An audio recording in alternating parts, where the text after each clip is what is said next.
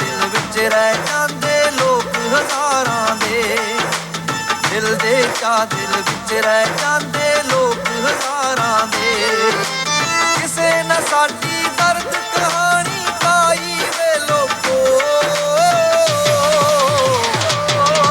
ना भगत सरापे वाली आज़ादी आई वे लोको, ना भगत सरापे वाली आज़ादी आई वे लोको।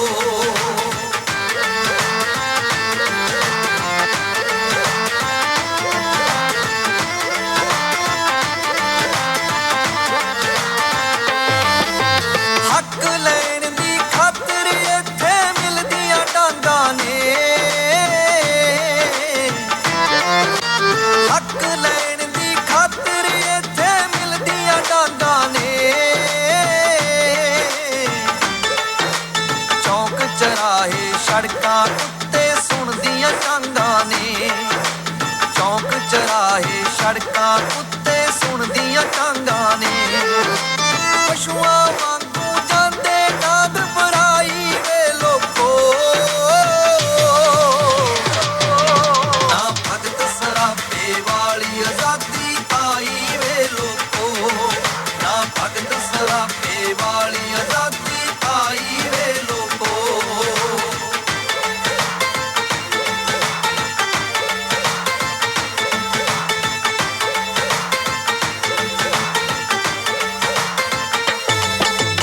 आटे बाज पड़ोली साडी सखणी रहिंदी ऐ, आटे बाज पड़ोली साडी सखणी रहिंदी ऐ। लुट दी मार तां किरती कामे सिर ही पैंदी ऐ, लुट दी मार तां किरती कामे सिर ही पैंदी ऐ। सिखरां नूं नित जावे जड़ी महंगाई वे लोको, ना भगत सरापे वाली आज़ादी आई वे लोको, ना भगत सरापे वाली आज़ादी आई वे लोको।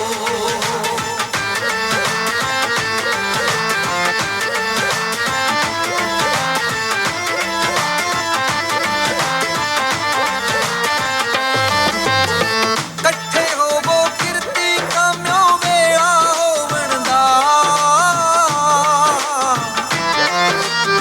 कट्ठे होवो किरती काम्यों वेला होवण दा। वेला हुण तां आया है हक्कां नूं खोवण दा, वेला हुण तां आया है हक्कां नूं खोवण दा। वतन दे गहणेदारां हत्थ मचाई वे लोको, ना भगत सरापे वाली आज़ादी आई वे लोको, ना भगत सरापे वाली आज़ादी आई वे लोको, ना भगत सरापे वाली आज़ादी आई वे लोको। ਸਾਰੇ ਸਰੋਤਿਆਂ ਦਾ ਸਵਾਗਤ ਹੈ ਪ੍ਰੋਗਰਾਮ ਰੇਡੀਓ ਇਨਕਲਾਬ ਵਿੱਚ। ਦੋਸਤੋ ਅੱਜ ਦਿਨ ਸੋਮਵਾਰ 14 ਦਸੰਬਰ 2020 ਵਾਲੇ ਦਿਨ ਇੱਕ ਵਾਰ ਫਿਰ ਮੈਂ ਯਾਨੀ ਅਨੂ ਔਰ ਜਲਦੀ ਮੇਰੇ ਨਾਲ ਭਾਰਤੀ ਜੀ ਵੀ ਹੋਣਗੇ, ਦੋਵੇਂ ਅਸੀਂ ਤੁਹਾਡੇ ਲਈ ਇੱਕ ਨਵਾਂ ਪ੍ਰੋਗਰਾਮ ਲੈ ਕੇ ਹਾਜ਼ਰ ਹੋ ਗਏ ਹਾਂ। ਹਰ ਸੋਮਵਾਰ ਤੁਸੀਂ ਸਾਡਾ ਸਾਥ ਦਿੰਦੇ ਹੋ ਸ਼ਾਮ 5 ਵਜੇ ਤੋਂ 6:30 ਵਜੇ ਤੱਕ, ਔਰ ਜਿਹੜੇ ਸਰੋਤੇ ਸਾਨੂੰ ਆਕਲੈਂਡ ਵਿੱਚ ਸੁਣਦੇ ਨੇ ਉਹ 104.6 FM ਤੇ ਸੁਣ ਸਕਦੇ ਨੇ ਲਾਈਵ। ਜਿਹੜੇ ਆਕਲੈਂਡ ਤੋਂ ਬਾਹਰ ਨੇ ਜਾਂ ਨਿਊਜ਼ੀਲੈਂਡ ਤੋਂ ਬਾਹਰ ਨੇ ਉਹ ਆਨਲਾਈਨ ਸਾਨੂੰ ਪਲੈਨਟ ਦੀ ਵੈਬਸਾਈਟ ਤੋਂ ਕਿਸੇ ਵਕਤ ਵੀ ਸੁਣ ਸਕਦੇ ਨੇ। ਸਾਡੇ ਪੁਰਾਣੇ ਪ੍ਰੋਗਰਾਮ ਵੀ ਉੱਥੇ ਆਰਕਾਈਵਸ 'ਚ ਪਏ ਹੁੰਦੇ ਨੇ, ਤੁਸੀਂ ਉਹ ਵੀ ਸੁਣ ਸਕਦੇ ਹੋ। ਉਸ ਤੋਂ ਇਲਾਵਾ ਸਾਡਾ YouTube ਚੈਨਲ ਹੈ, ਫੇਸਬੁੱਕ ਦਾ ਪੇਜ ਹੈ ਰੇਡੀਓ ਇਨਕਲਾਬ ਦੇ ਨਾਮ ਤੋਂ, ਤੁਸੀਂ ਉੱਥੇ ਵੀ ਸਾਡੇ ਪੁਰਾਣੇ ਪ੍ਰੋਗਰਾਮ ਜਿਹੜੇ ਆ ਉਹ ਦੇਖ ਸਕਦੇ ਹੋ। ਅਸੀਂ ਉਹਨੂੰ ਐਜ਼ YouTube ਵੀਡੀਓ ਬਣਾ ਕੇ ਅਪਲੋਡ ਕਰ ਦਿੰਦੇ ਹਾਂ। ਤੋ ਅੱਜ ਬੇਸ਼ੱਕ ਪ੍ਰੋਗਰਾਮ ਨਵਾਂ ਹੈ ਕਿਉਂਕਿ ਦਿਨ ਨਵਾਂ ਹੈ। ਸਾਡਾ ਵਿਸ਼ਾ ਜਿਹੜਾ ਕਾਫੀ ਲੰਬੇ ਅਰਸੇ ਤੋਂ ਚੱਲਿਆ ਆ ਰਿਹਾ ਹੈ ਕਿਸਾਨੀ ਕ੍ਰਾਈਸਿਸ ਤੇ ਕਿਸਾਨੀ ਮਸਲੇ ਤੇ, ਔਰ ਖਾਸ ਕਰਕੇ ਜਿਹੜੇ ਇਸ ਵਕਤ ਜਿਹੜਾ ਇੱਕ ਅੰਦੋਲਨ ਬਹੁਤ ਸਰਗਰਮ ਹੋਇਆ ਹੈ ਔਰ ਅੰਤਰਰਾਸ਼ਟਰੀ ਪੱਧਰ ਤੇ ਜਿਹੜਾ ਕਿ ਸਾਰਿਆਂ ਨੂੰ ਪਤਾ ਹੈ, ਪੂਰੇ ਮੇਰਾ ਖਿਆਲ ਹੈ ਦੁਨੀਆ ਦੀਆਂ ਨਜ਼ਰਾਂ ਜਿਹੜੀਆਂ ਨੇ ਉਹ ਭਾਰਤ ਦੀ ਕਿਸਾਨੀ ਤੇ ਇਸ ਵਕਤ ਹੈਗੀਆਂ ਨੇ। ਤੋ ਅਸੀਂ ਜਲਦ ਹੀ ਸਿੰਘੂ ਬਾਰਡਰ ਤੋਂ ਜਿਹੜਾ ਦਿੱਲੀ ਹਰਿਆਣਾ ਬਾਰਡਰ ਹੈ ਉੱਥੋਂ ਅਸੀਂ ਸਾਥੀ ਹਰਨੇਕ ਸਿੰਘ ਮਹਿਮਾ ਜਿਹੜੇ ਕਿ ਭਾਰਤੀ ਕਿਸਾਨ ਯੂਨੀਅਨ ਏਕਤਾ ਡਕੌਂਦਾ ਦੇ ਫਿਰੋਜ਼ਪੁਰ ਜ਼ਿਲ੍ਹਾ ਦੇ ਆਗੂ ਨੇ ਉਹਨਾਂ ਨਾਲ ਗੱਲਬਾਤ ਕਰਾਂਗੇ ਜਿਹੜੇ ਸਾਡੇ ਇੱਥੇ ਦੋਸਤ ਮਿੱਤਰ ਸਨਿਚਰ ਐਤਵਾਰ ਵਾਲੇ ਦਿਨ ਯਾਨੀ ਬੀਤੇ ਕੱਲ ਜਿਹੜੇ ਆਕਲੈਂਡ 'ਚ ਭਾਰਤੀ ਕੌਂਸਲੇਟ ਦੇ ਬਾਹਰ ਆਏ ਸੀਗੇ ਰੋਸ ਪ੍ਰਦਰਸ਼ਨ ਲਈ ਉਹਨਾਂ ਨੂੰ ਪਤਾ ਹੋਏਗਾ ਕਿਉਂਕਿ ਸਾਥੀ ਮਹਿਮਾ ਜੀ ਨੇ ਉੱਥੇ ਵੀ ਸੰਬੋਧਨ ਕੀਤਾ ਸੀਗਾ ਉਸ ਰੋਸ ਮੁਜ਼ਾਹਰੇ ਨੂੰ ਵੀ ਤਾਂ ਅੱਜ ਅਸੀਂ ਉਸੇ ਹੀ ਵਿਸ਼ੇ ਤੇ ਉਸੇ ਹੀ ਟੌਪਿਕ ਤੇ ਥੋੜ੍ਹੇ ਜ਼ਿਆਦਾ ਵਿਸਥਾਰ ਰੂਪ 'ਚ ਗੱਲਬਾਤ ਕਰਾਂਗੇ ਉਸ ਤੋਂ ਬਾਅਦ ਜਿਹੜਾ ਇੱਥੇ ਹੋਰ ਲੋਕਲ ਜਿਹੜੇ ਸਾਡੇ ਮਸਲੇ ਚੱਲਦੇ ਨੇ ਖਾਸ ਕਰਕੇ ਪ੍ਰਵਾਸੀ ਕਾਮਿਆਂ ਨੂੰ ਲੈ ਕੇ ਮਾਈਗਰੈਂਟਸ ਨੂੰ ਲੈ ਕੇ ਜਿਹੜੇ ਆਫਸ਼ੋਰ ਸਾਡੇ ਮਾਈਗਰੈਂਟਸ ਸਟਕ ਨੇ ਔਰ ਜਿਹੜੇ ਇੱਥੇ ਵੀ ਕਾਫੀ ਲੰਬੇ ਅਰਸੇ ਤੋਂ ਰਹਿ ਰਹੇ ਨੇ ਔਰ ਉਹਨਾਂ ਨੂੰ ਕੋਈ ਵੀ ਇੱਥੇ ਲੌਂਗ ਟਰਮ ਜਾਂ ਪਰਮਾਨੈਂਟ ਕੁਛ ਨਜ਼ਰ ਨਹੀਂ ਆ ਰਿਹਾ ਸੋ ਉਹਨਾਂ ਵਾਸਤੇ ਵੀ ਸਾਡੀ ਇੱਕ ਜਿਹੜੀ ਮੁਹਿੰਮ ਹੈ ਅਸੀਂ ਵਿੱਢੀ ਹੋਈ ਹੈ ਤੋ ਉਸ ਸਿਲਸਿਲੇ 'ਚ ਵੀ ਅਸੀਂ ਸਾਂਝ ਪਾਵਾਂਗੇ ਔਰ ਆਉਂਦੇ ਵੀਕਐਂਡ 'ਤੇ ਕੀ ਕੁਝ ਅਸੀਂ ਉਲੀਕਿਆ ਹੋਇਆ ਹੈ ਪ੍ਰਦਰਸ਼ਨਾਂ ਨੂੰ ਲੈ ਕੇ ਰੋਸ ਨੂੰ ਲੈ ਕੇ ਉਹ ਸਾਰੀ ਜਾਣਕਾਰੀ ਤੁਹਾਡੇ ਨਾਲ ਅਸੀਂ ਜਿਹੜੀ ਹੈ ਸਾਂਝ ਪਾਵਾਂਗੇ ਤੋ ਮੈਨੂੰ ਲੱਗਦਾ ਕਿ ਇਸ ਤੋਂ ਜ਼ਿਆਦਾ ਸਾਡੇ ਕੋਲ ਸ਼ਾਇਦ ਹੋਰ ਸਮਾਂ ਨਾ ਬਚੇ ਕਿਸੇ ਵਿਸ਼ੇ ਨੂੰ ਡਿਸਕਸ ਕਰਨ ਦਾ ਪਰ ਅਗਰ ਸਾਡੇ ਕੋਲ ਸਮਾਂ ਬਚਦਾ ਹੈ ਤਾਂ ਇਹੋ ਮੇਰਾ ਖਿਆਲ ਹੈ ਜਿਹੜਾ ਕਿਸਾਨੀ ਦਾ ਹੀ ਮਸਲਾ ਹੈ ਇਹ ਇੰਨਾ ਅਹਿਮ ਇਸ ਵਕਤ ਬਣ ਚੁੱਕਿਆ ਹੈ ਕਿ ਜਿਸ ਤਰ੍ਹਾਂ ਮੈਂ ਪਹਿਲੇ ਕਿਹਾ ਕਿ ਇੰਟਰਨੈਸ਼ਨਲ ਪੱਧਰ 'ਤੇ ਜਿਹੜੀ ਹੈ ਕਿ ਇਹਦੀ ਚਰਚਾ ਹੋ ਰਹੀ ਹੈ ਔਰ ਕਵਰੇਜ ਹੋ ਰਹੀ ਹੈ ਔਰ ਜਿਹੜੇ ਦੇਸ਼ ਵਿੱਚ ਵੀ ਭਾਰਤੀ ਮੂਲ ਦੇ ਲੋਕ ਬੈਠੇ ਨੇ ਖਾਸ ਕਰਕੇ ਪੰਜਾਬੀ ਬੈਠੇ ਨੇ ਉੱਥੇ ਇੱਕ ਨਹੀਂ ਲਗਾਤਾਰਤਾ ਨਾਲ ਇੱਕ ਤੋਂ ਵੱਧ ਕਈ ਵਾਰ ਬਾਰ ਰੋਸ ਪ੍ਰਦਰਸ਼ਨ ਹੋ ਰਹੇ ਨੇ ਰੈਲੀਆਂ ਹੋ ਰਹੀਆਂ ਨੇ ਤੋ ਮਤਲਬ ਕਿ ਇੰਨੀ ਜ਼ਿਆਦਾ ਜਿਹੜੀ ਹੈ ਸੰਜੀਦਗੀ ਵੱਲ ਨੂੰ ਗੱਲ ਪਹੁੰਚ ਗਈ ਹੈ ਔਰ ਲੋਕ ਜਿਹੜੇ ਨੇ ਇੰਨੇ ਜ਼ਿਆਦਾ ਸੰਗਠਿਤ ਹੋ ਗਏ ਨੇ ਕਿ ਇਹ ਸਿਰਫ ਕਿਸਾਨਾਂ ਦਾ ਹੀ ਅੰਦੋਲਨ ਨਹੀਂ ਬਣ ਗਿਆ ਇੱਕ ਮੈਨੂੰ ਲੱਗਦਾ ਕਿ ਲੋਕ ਸੰਘਰਸ਼ ਜਿਹੜਾ ਬਣ ਚੁੱਕਿਆ ਜਾਂ ਉਸ ਪਾਸੇ ਨੂੰ ਇਹ ਜਿਹੜਾ ਮੋੜਾ ਲੈ ਰਿਹਾ ਹੈ ਤੋ ਅਸੀਂ ਇੱਕ ਗੀਤ ਤੁਹਾਡੀ ਨਜ਼ਰ ਕਰਕੇ ਸਾਥੀ ਹਰਨੇਕ ਸਿੰਘ ਮਹਿਮਾ ਹੋਰਾਂ ਨਾਲ ਰਾਬਤਾ ਕਰਾਂਗੇ ਇਸ ਤੋਂ ਪਹਿਲਾਂ ਜਿਹੜਾ ਤੁਸੀਂ ਗੀਤ ਸੁਣ ਰਹੇ ਸੀਗੇ ਉਹ ਸਾਥੀ ਜ਼ੋਰਾ ਸਿੰਘ ਨਸਰਾਲੀ ਹੋਰਾਂ ਦਾ ਲਿਖਿਆ ਔਰ ਇੱਥੇ ਜਿਹੜੇ ਸਾਡੇ ਸਥਾਨਕ ਕਲਾਕਾਰ ਨੇ ਹਰਦੇਵ ਮਾਹੀ ਨੰਗਲ ਉਹਨਾਂ ਦਾ ਗਾਇਆ ਔਰ ਬੀਤੇ ਕੱਲ ਹਰਦੇਵ ਮਾਹੀ ਨੰਗਲ ਵੀ ਆਪਣੇ ਪਰਿਵਾਰ ਸਮੇਤ ਸ਼ਾਮਲ ਸਨ ਰੋਸ ਮੁਜ਼ਾਹਰੇ 'ਚ ਤੋ ਚੰਗਾ ਲੱਗਦਾ ਕਿ ਜਿਹੜੇ ਸੁਲਝੇ ਹੋਏ ਕਲਾਕਾਰ ਨੇ ਉਹ ਲੋਕ ਸੰਘਰਸ਼ਾਂ ਵਿੱਚ ਵੀ ਸਾਡੇ ਨਾਲ ਹਮੇਸ਼ਾ ਸ਼ਾਮਲ ਰਹਿੰਦੇ ਨੇ ਤੋ ਇੱਕ ਗੀਤ ਤੁਹਾਡੀ ਨਜ਼ਰ ਕਰਕੇ ਅਸੀਂ ਰਾਬਤਾ ਕਰਾਂਗੇ ਸਾਥੀ ਹਰਨੇਕ ਸਿੰਘ ਮਹਿਮਾ ਨਾਲ ਤੁਸੀਂ ਇਸ ਤਰ੍ਹਾਂ ਹੀ ਪ੍ਰੋਗਰਾਮ ਰੇਡੀਓ ਇਨਕਲਾਬ ਨਾਲ ਦੋਸਤੋ ਜੁੜੇ ਰਹਿਣਾ ਜਲਦੀ ਅਸੀਂ ਤੁਹਾਡੇ ਨਾਲ ਦੁਬਾਰਾ ਜੁੜ ਜਾਵਾਂਗੇ ਮਾਰੂ ਮੌਸਮਾਂ ਕੋਲੋਂ ਨਹੀਂ ਬਚਾ ਸਕਦੀ ਇਹਦੇ ਲਈ ਵੱਡੇ ਉਪਰਾਲਿਆਂ ਦੀ ਲੋੜ ਹੈ ਨਿਮਾਨਿਆਂ ਲਈ ਤਰਲੇ ਦਾ ਨਹੀਂ ਉੱਠਣ ਦਾ ਵੇਲਾ ਹੈ ਸੰਤ ਰਾਮ ਉਦਾਸੀ ਇਹ ਆਵਾਜ਼ ਉੱਚੀ ਕਰਦਾ ਹੈ ਉੱਠਣ ਦਾ ਵੇਲਾ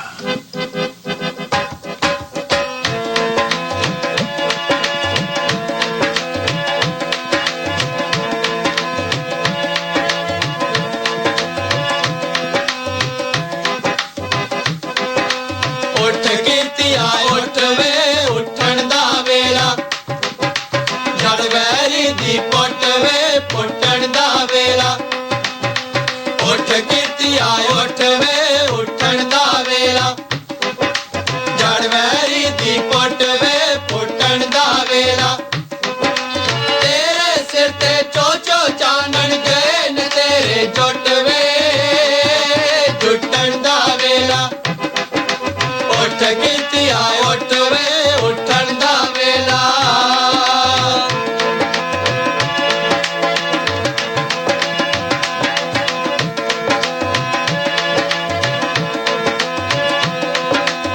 ਸੁੱਤਿਆ ਵੇ ਇਹ ਤਰਤ ਹੈ ਕਿ ਜਿੱਥੇ ਮਾਂ ਤੇ ਪੁੱਤ ਦਾ ਰਿਸ਼ਤਾ ਕੋਈ ਟੁਕੜੇ ਕੁਝ ਟਕਿਆ ਬਦਲੇ ਮਾਂ ਦੇ ਵਾਂਗੂ ਹਟੀਏ ਵਿਕਦਾ ਲੂਸ ਗਿਆ ਮਜ਼ਦੂਰ ਦਾ ਪਿੰਡਾ ਜੇਠ ਹਾੜ ਦਾ ਹੁੱਟ ਵੇ ਉੱਠਣ ਦਾ ਵੇਲਾ ਉੱਠ ਕੀਤਿਆ ਉੱਠ ਵੇ ਉੱਠਣ ਦਾ ਵੇਲਾ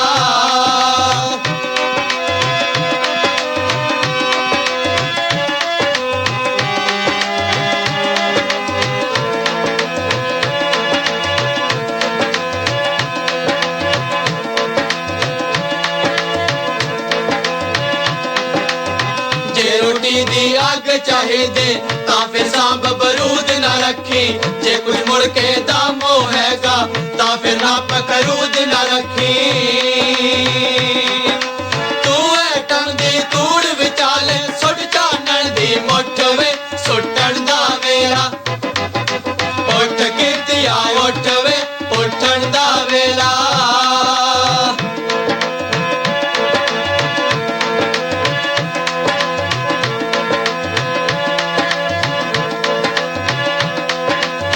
ਤੇਰੇ ਹਾਲ ਦੀਆਂ ਰਾਲਾਂ ਦਾ ਕੋਈ ਕਾਤੋਂ ਸਪਨੀ ਲਾਭ ਉਠਾਵੇ ਫੌਜਣ ਕਾਤੋਂ ਆਪਣੇ ਢਿੱਡ ਵਿੱਚ ਸੇਠ ਦਾ ਕੀਤਾ ਪਾਪ ਹਟਾਵੇ ਜੋ ਤੇਰੀ ਦਸਤਾਰ ਨੂੰ ਪੈਂਦਾ ਤੋੜ ਦੇਈ ਉਹ ਗੁੱਟ ਵੇ ਉੱਠਣ ਦਾ ਵੇਲਾ ਉੱਠ ਕੀਤਿਆ ਉੱਠ ਵੇ ਉੱਠਣ ਦਾ ਵੇਲਾ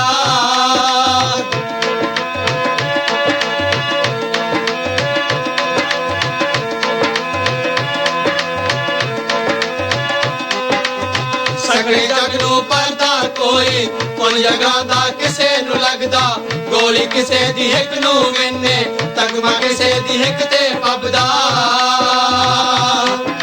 ਤੂੰ ਖੰਡੇ ਦੀ ਤਾਰ ਦੇ ਵਿੱਚੋਂ ਲਿਸ਼ਕ ਵਾਂਗਰਾ ਫੁੱਟ ਵੇ ਉੱਠਣ ਦਾ ਵੇਲਾ ਉੱਠ ਕੀਤਿਆ ਉੱਠ ਵੇ ਉੱਠਣ ਦਾ ਵੇਲਾ ਜੜ ਵੈਰੀ ਦੀ ਪੱਟ ਵੇ ਉੱਠਣ ਦਾ ਵੇਲਾ ਤੇਰੇ ਸਿਰ ਤੇ ਚੋਚੋ ਚਾਨਣ ਗਏ ਨੇ ਤੇਰੇ ਜੁੱਟ ਵੇ ਜੁੱਟਣ ਦਾ ਵੇਲਾ ਉੱਠ ਕੀਤਿਆ ਉੱਠ ਵੇ ਉੱਠਣ ਦਾ ਵੇਲਾ ਜੜ ਵੈਰੀ ਦੀ ਪੁੱਟ ਵੇ ਉੱਠਣ ਦਾ ਵੇਲਾ ਉੱਠਣ ਦਾ ਵੇਲਾ ਜੁੱਟਣ ਦਾ ਵੇਲਾ ਉੱਠਣ ਦਾ ਵੇਲਾ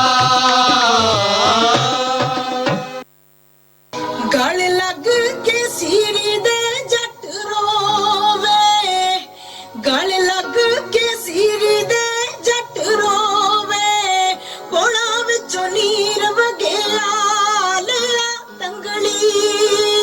ਲਿਆ ਤੰਗਲੀ ਨਸੀਬਾਂ ਨੂੰ ਫਰੋਲੀਏ ਲਿਆ ਤੰਗਲੀ ਨਸੀਬਾਂ ਨੂੰ ਫਰੋਲੀਏ ਤੂੜੀ ਵਿੱਚੋਂ ਪੁੱਤ ਜੱਗਿਆ ਲਿਆ ਤੰਗਲੀ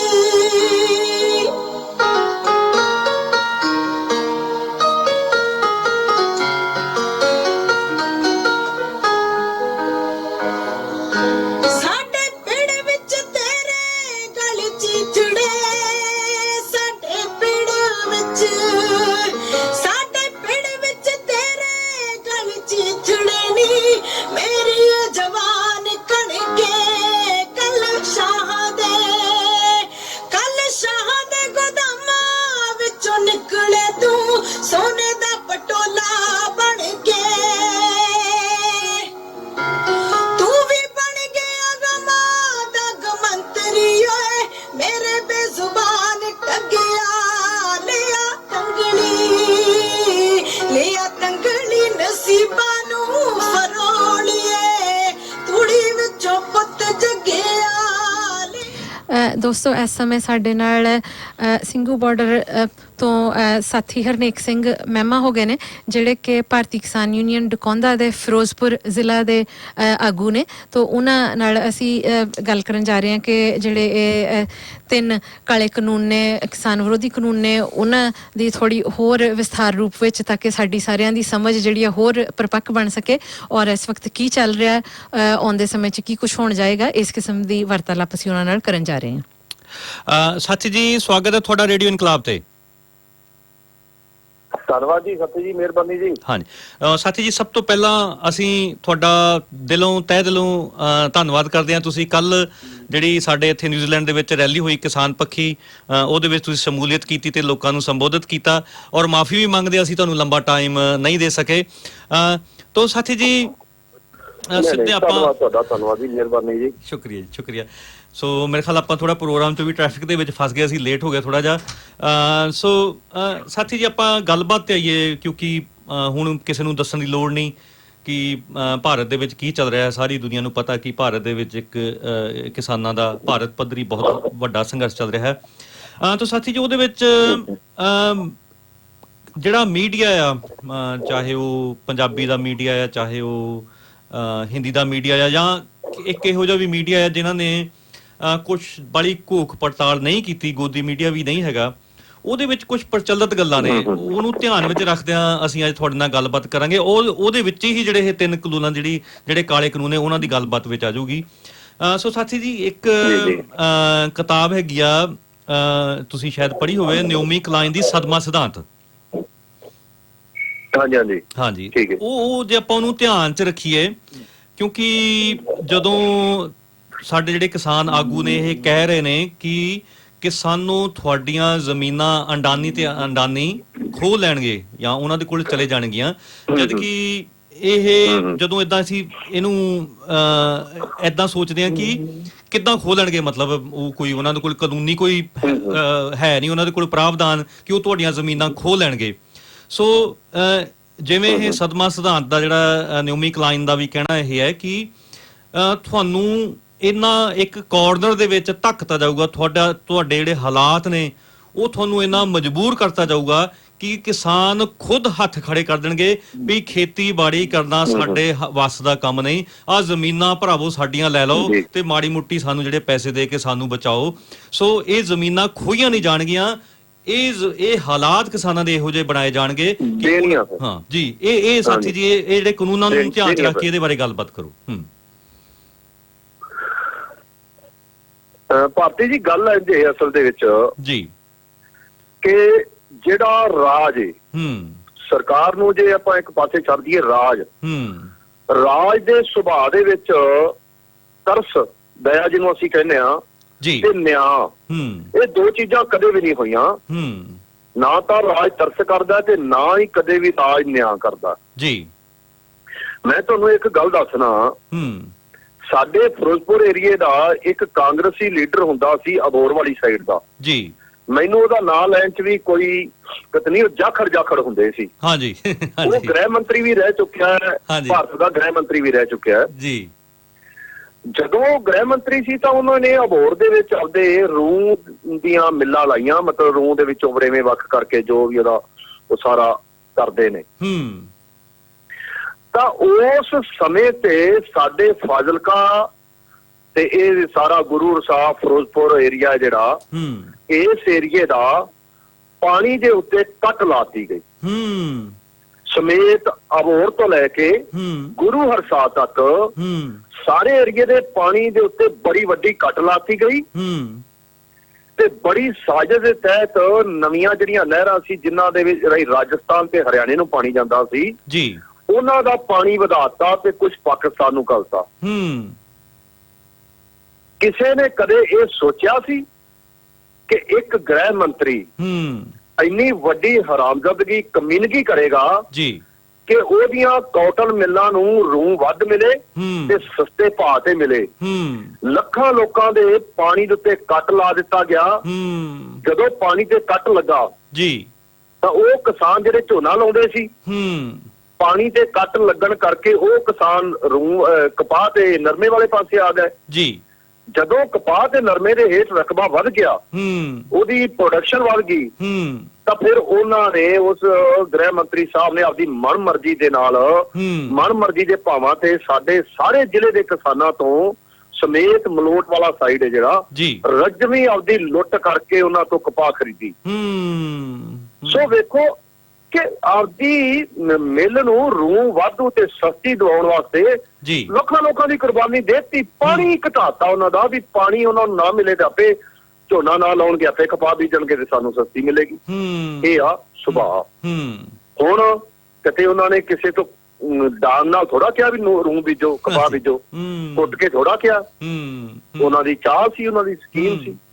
ਸੋ ਅੱਜ ਜਿਹੜੇ ਕੋਈ ਚੰਦ ਲੋਕ ਇਹ ਕਹਿੰਦੇ ਨੇ ਯਾਰ ਕਿਵੇਂ ਜ਼ਮੀਨਾਂ ਲੈ ਲੈਣਗੇ, ਕਿਵੇਂ ਜ਼ਮੀਨ, ਕਦੇ ਵੀ ਅਦਾਨੀ ਹੈ ਜਿਹੜਾ ਉਹ ਹੱਥ 'ਚ ਪੈਸੇ ਫੜ ਕੇ ਤੇ ਕਾਰ ਚਲਾਉਂਦਾ ਹੋਇਆ ਸਾਡੇ ਪਿੰਡ ਨਹੀਂ ਆਵੇਗਾ, ਨਹੀਂ ਕਦੇ ਨਹੀਂ, ਕਿ ਭਾਈ ਆਜੋ ਬਾਹਰ ਪੰਚਾਇਤ ਸਾਰੀ ਇਕੱਠੀ ਕਰ ਲਓ ਵੀ ਮੈਂ ਜ਼ਮੀਨਾਂ ਖਰੀਦਣੀਆਂ ਨੇ। ਸਾਡੀ ਬਾਂਹ ਐਸੀ ਮਰੋੜੀ ਜਾਣੀ ਹੈ ਕਿ ਸਾਨੂੰ ਪਤਾ ਵੀ ਨਹੀਂ ਲੱਗਣਾ ਤੇ ਅਸੀਂ ਜ਼ਮੀਨਾਂ ਦੇ ਜਾਣੀਆਂ ਨੇ।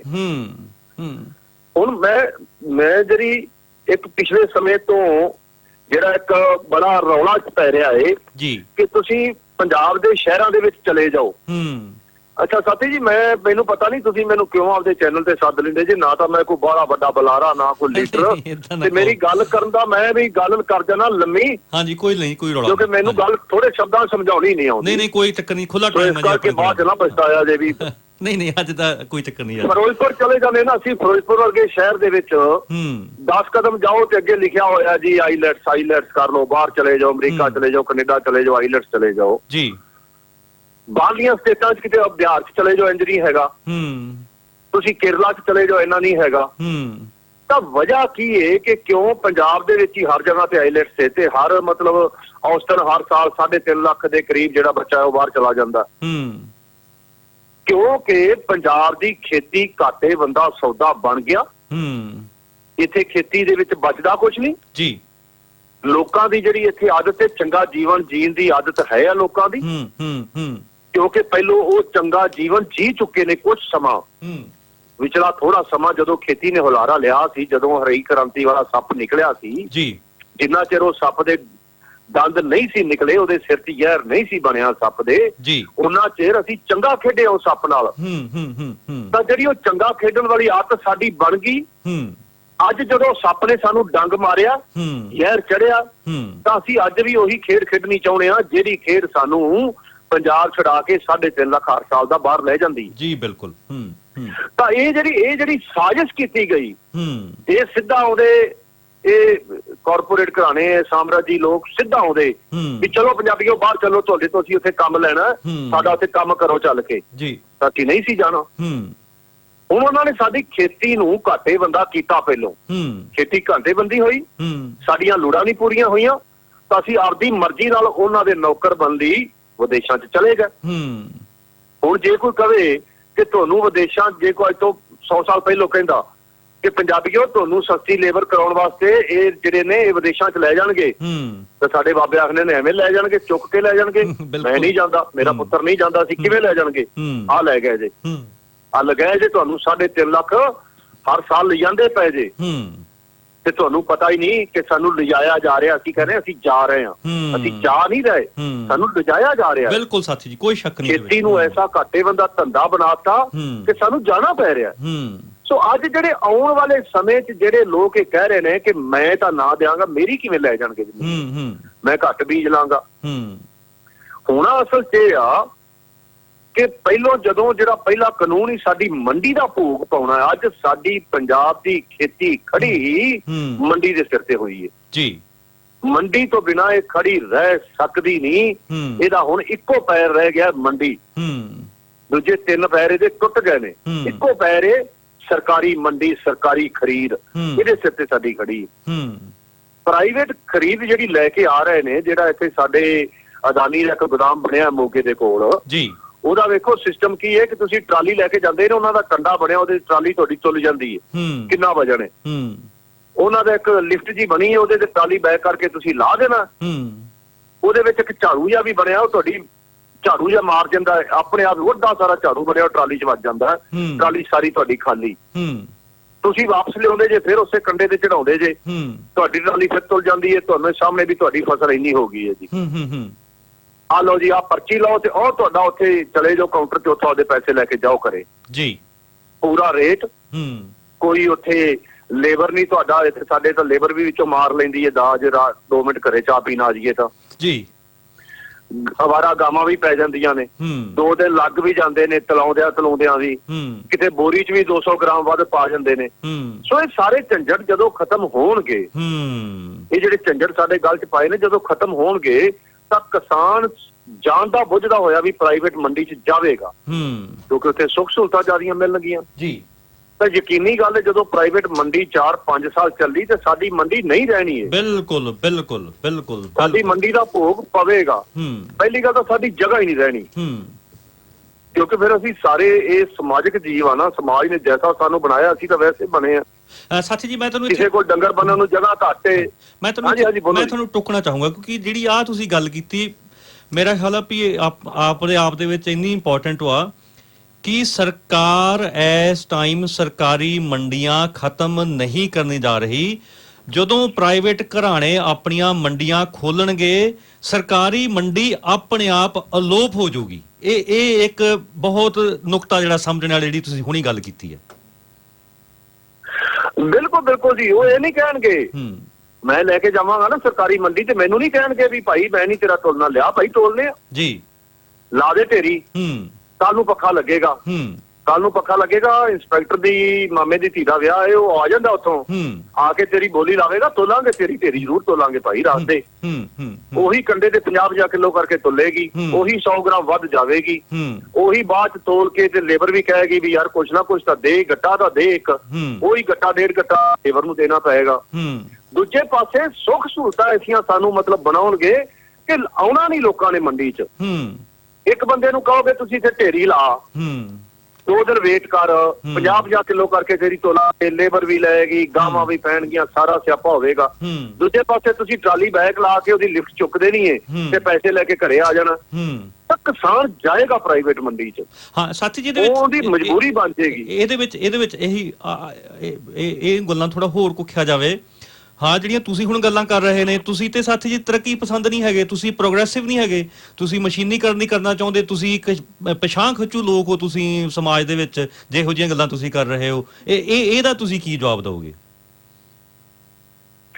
ਕੋਈ ਜਿਹੜੇ ਲੋਕ ਕਹਿੰਦੇ ਨਾ ਕਿ ਪਛਾਣ ਖਿੱਚੂ, ਉਹਨਾਂ ਨੂੰ ਇੱਕ ਮਤਲਬ ਸਿੱਧੀ ਗੱਲ ਏ ਕਿ ਜੇ ਸਿਸਟਮ ਨੂੰ ਸੁਧਾਰਿਆ ਜਾਣਾ ਚਾਹੁੰਦੇ ਹੋ ਤਾਂ ਸਰਕਾਰੀ ਮੰਡੀ 'ਚ ਸੁਧਾਰੋ ਸਿਸਟਮ ਨੂੰ। ਇਹਨਾਂ ਦਾ ਬੇੜਾ ਗਰਕ ਜੇ ਇਹਨਾਂ ਨੂੰ ਅਸੀਂ ਕਹਿੰਦਿਆਂ ਨੂੰ ਘੱਟ ਤੋਂ ਘੱਟ 15 ਸਾਲ ਹੋ ਗਏ ਸਾਨੂੰ ਕਿ ਭਾਈ ਮੰਡੀ ਦੇ ਵਿੱਚ ਕੰਪਿਊਟਰਾਈਜ਼ ਕੰਡੇ ਰਖਾਓ ਕਿ ਬੋਰੀ ਉੱਤੇ ਰੱਖੀ ਜਾਵੇ ਤੇ ਤੁਰ ਜਾਵੇ। ਅੱਜ ਤੱਕ ਸਰਕਾਰ ਇਹ ਨਹੀਂ ਕਰ ਸਕੀ, ਉਹ ਕਰਨਾ ਵੀ ਆੜਤੀਆਂ ਨੇ ਆ। ਆੜਤੀਆਂ ਤੋਂ ਇਹ ਕਰਵਾ ਨਹੀਂ ਸਕੇ, ਆੜਤੀਆਂ ਤੋਂ ਕਿ ਭਾਈ ਕੰਪਿਊਟਰਾਈਜ਼ ਕੰਡੇ ਰੱਖੋ। ਕੰਪਿਊਟਰਾਈਜ਼ ਕੰਡੇ ਦੇ ਉੱਤੇ ਭਾਈ ਬੋਰੀ ਦੇ ਵਿੱਚ ਰੱਖਿਆ ਤੇ ਤੁਹਾਡੀ ਬੋਰੀ ਸਾਹਮਣੇ ਲਿਖਿਆ ਆ ਜਾਏਗਾ, ਮੇਰੇ ਵਰਗਾ ਅਨਪੜ੍ਹ ਬੰਦਾ ਵੀ ਪਤਾ ਲੱਗ ਜਾਏਗਾ 50 ਕਿਲੋ ਹੋਊਗੀ ਜੀ। ਇਹ ਨਹੀਂ ਕਰ ਸਕੇ ਅੱਜ ਤੱਕ। ਜਿਹੜੇ ਉਹ ਕੰਡੇ ਨੇ, ਉਹਨਾਂ ਕੰਡਿਆਂ ਦੇ ਵਿੱਚ ਅਸੀਂ ਹਰ ਸਾਲ ਫੜਨੇ ਆ ਕਿ ਲੇਬਰ ਤੇ ਆੜਤੀਏ ਰਲ ਕੇ ਕਿਤੇ ਕੱਲੀ ਲੇਬਰ 2.5 ਕਿਲੋ ਵੱਧ ਬੋਰੀ ਤੋਲ ਜਾਂਦੀ ਹੈ।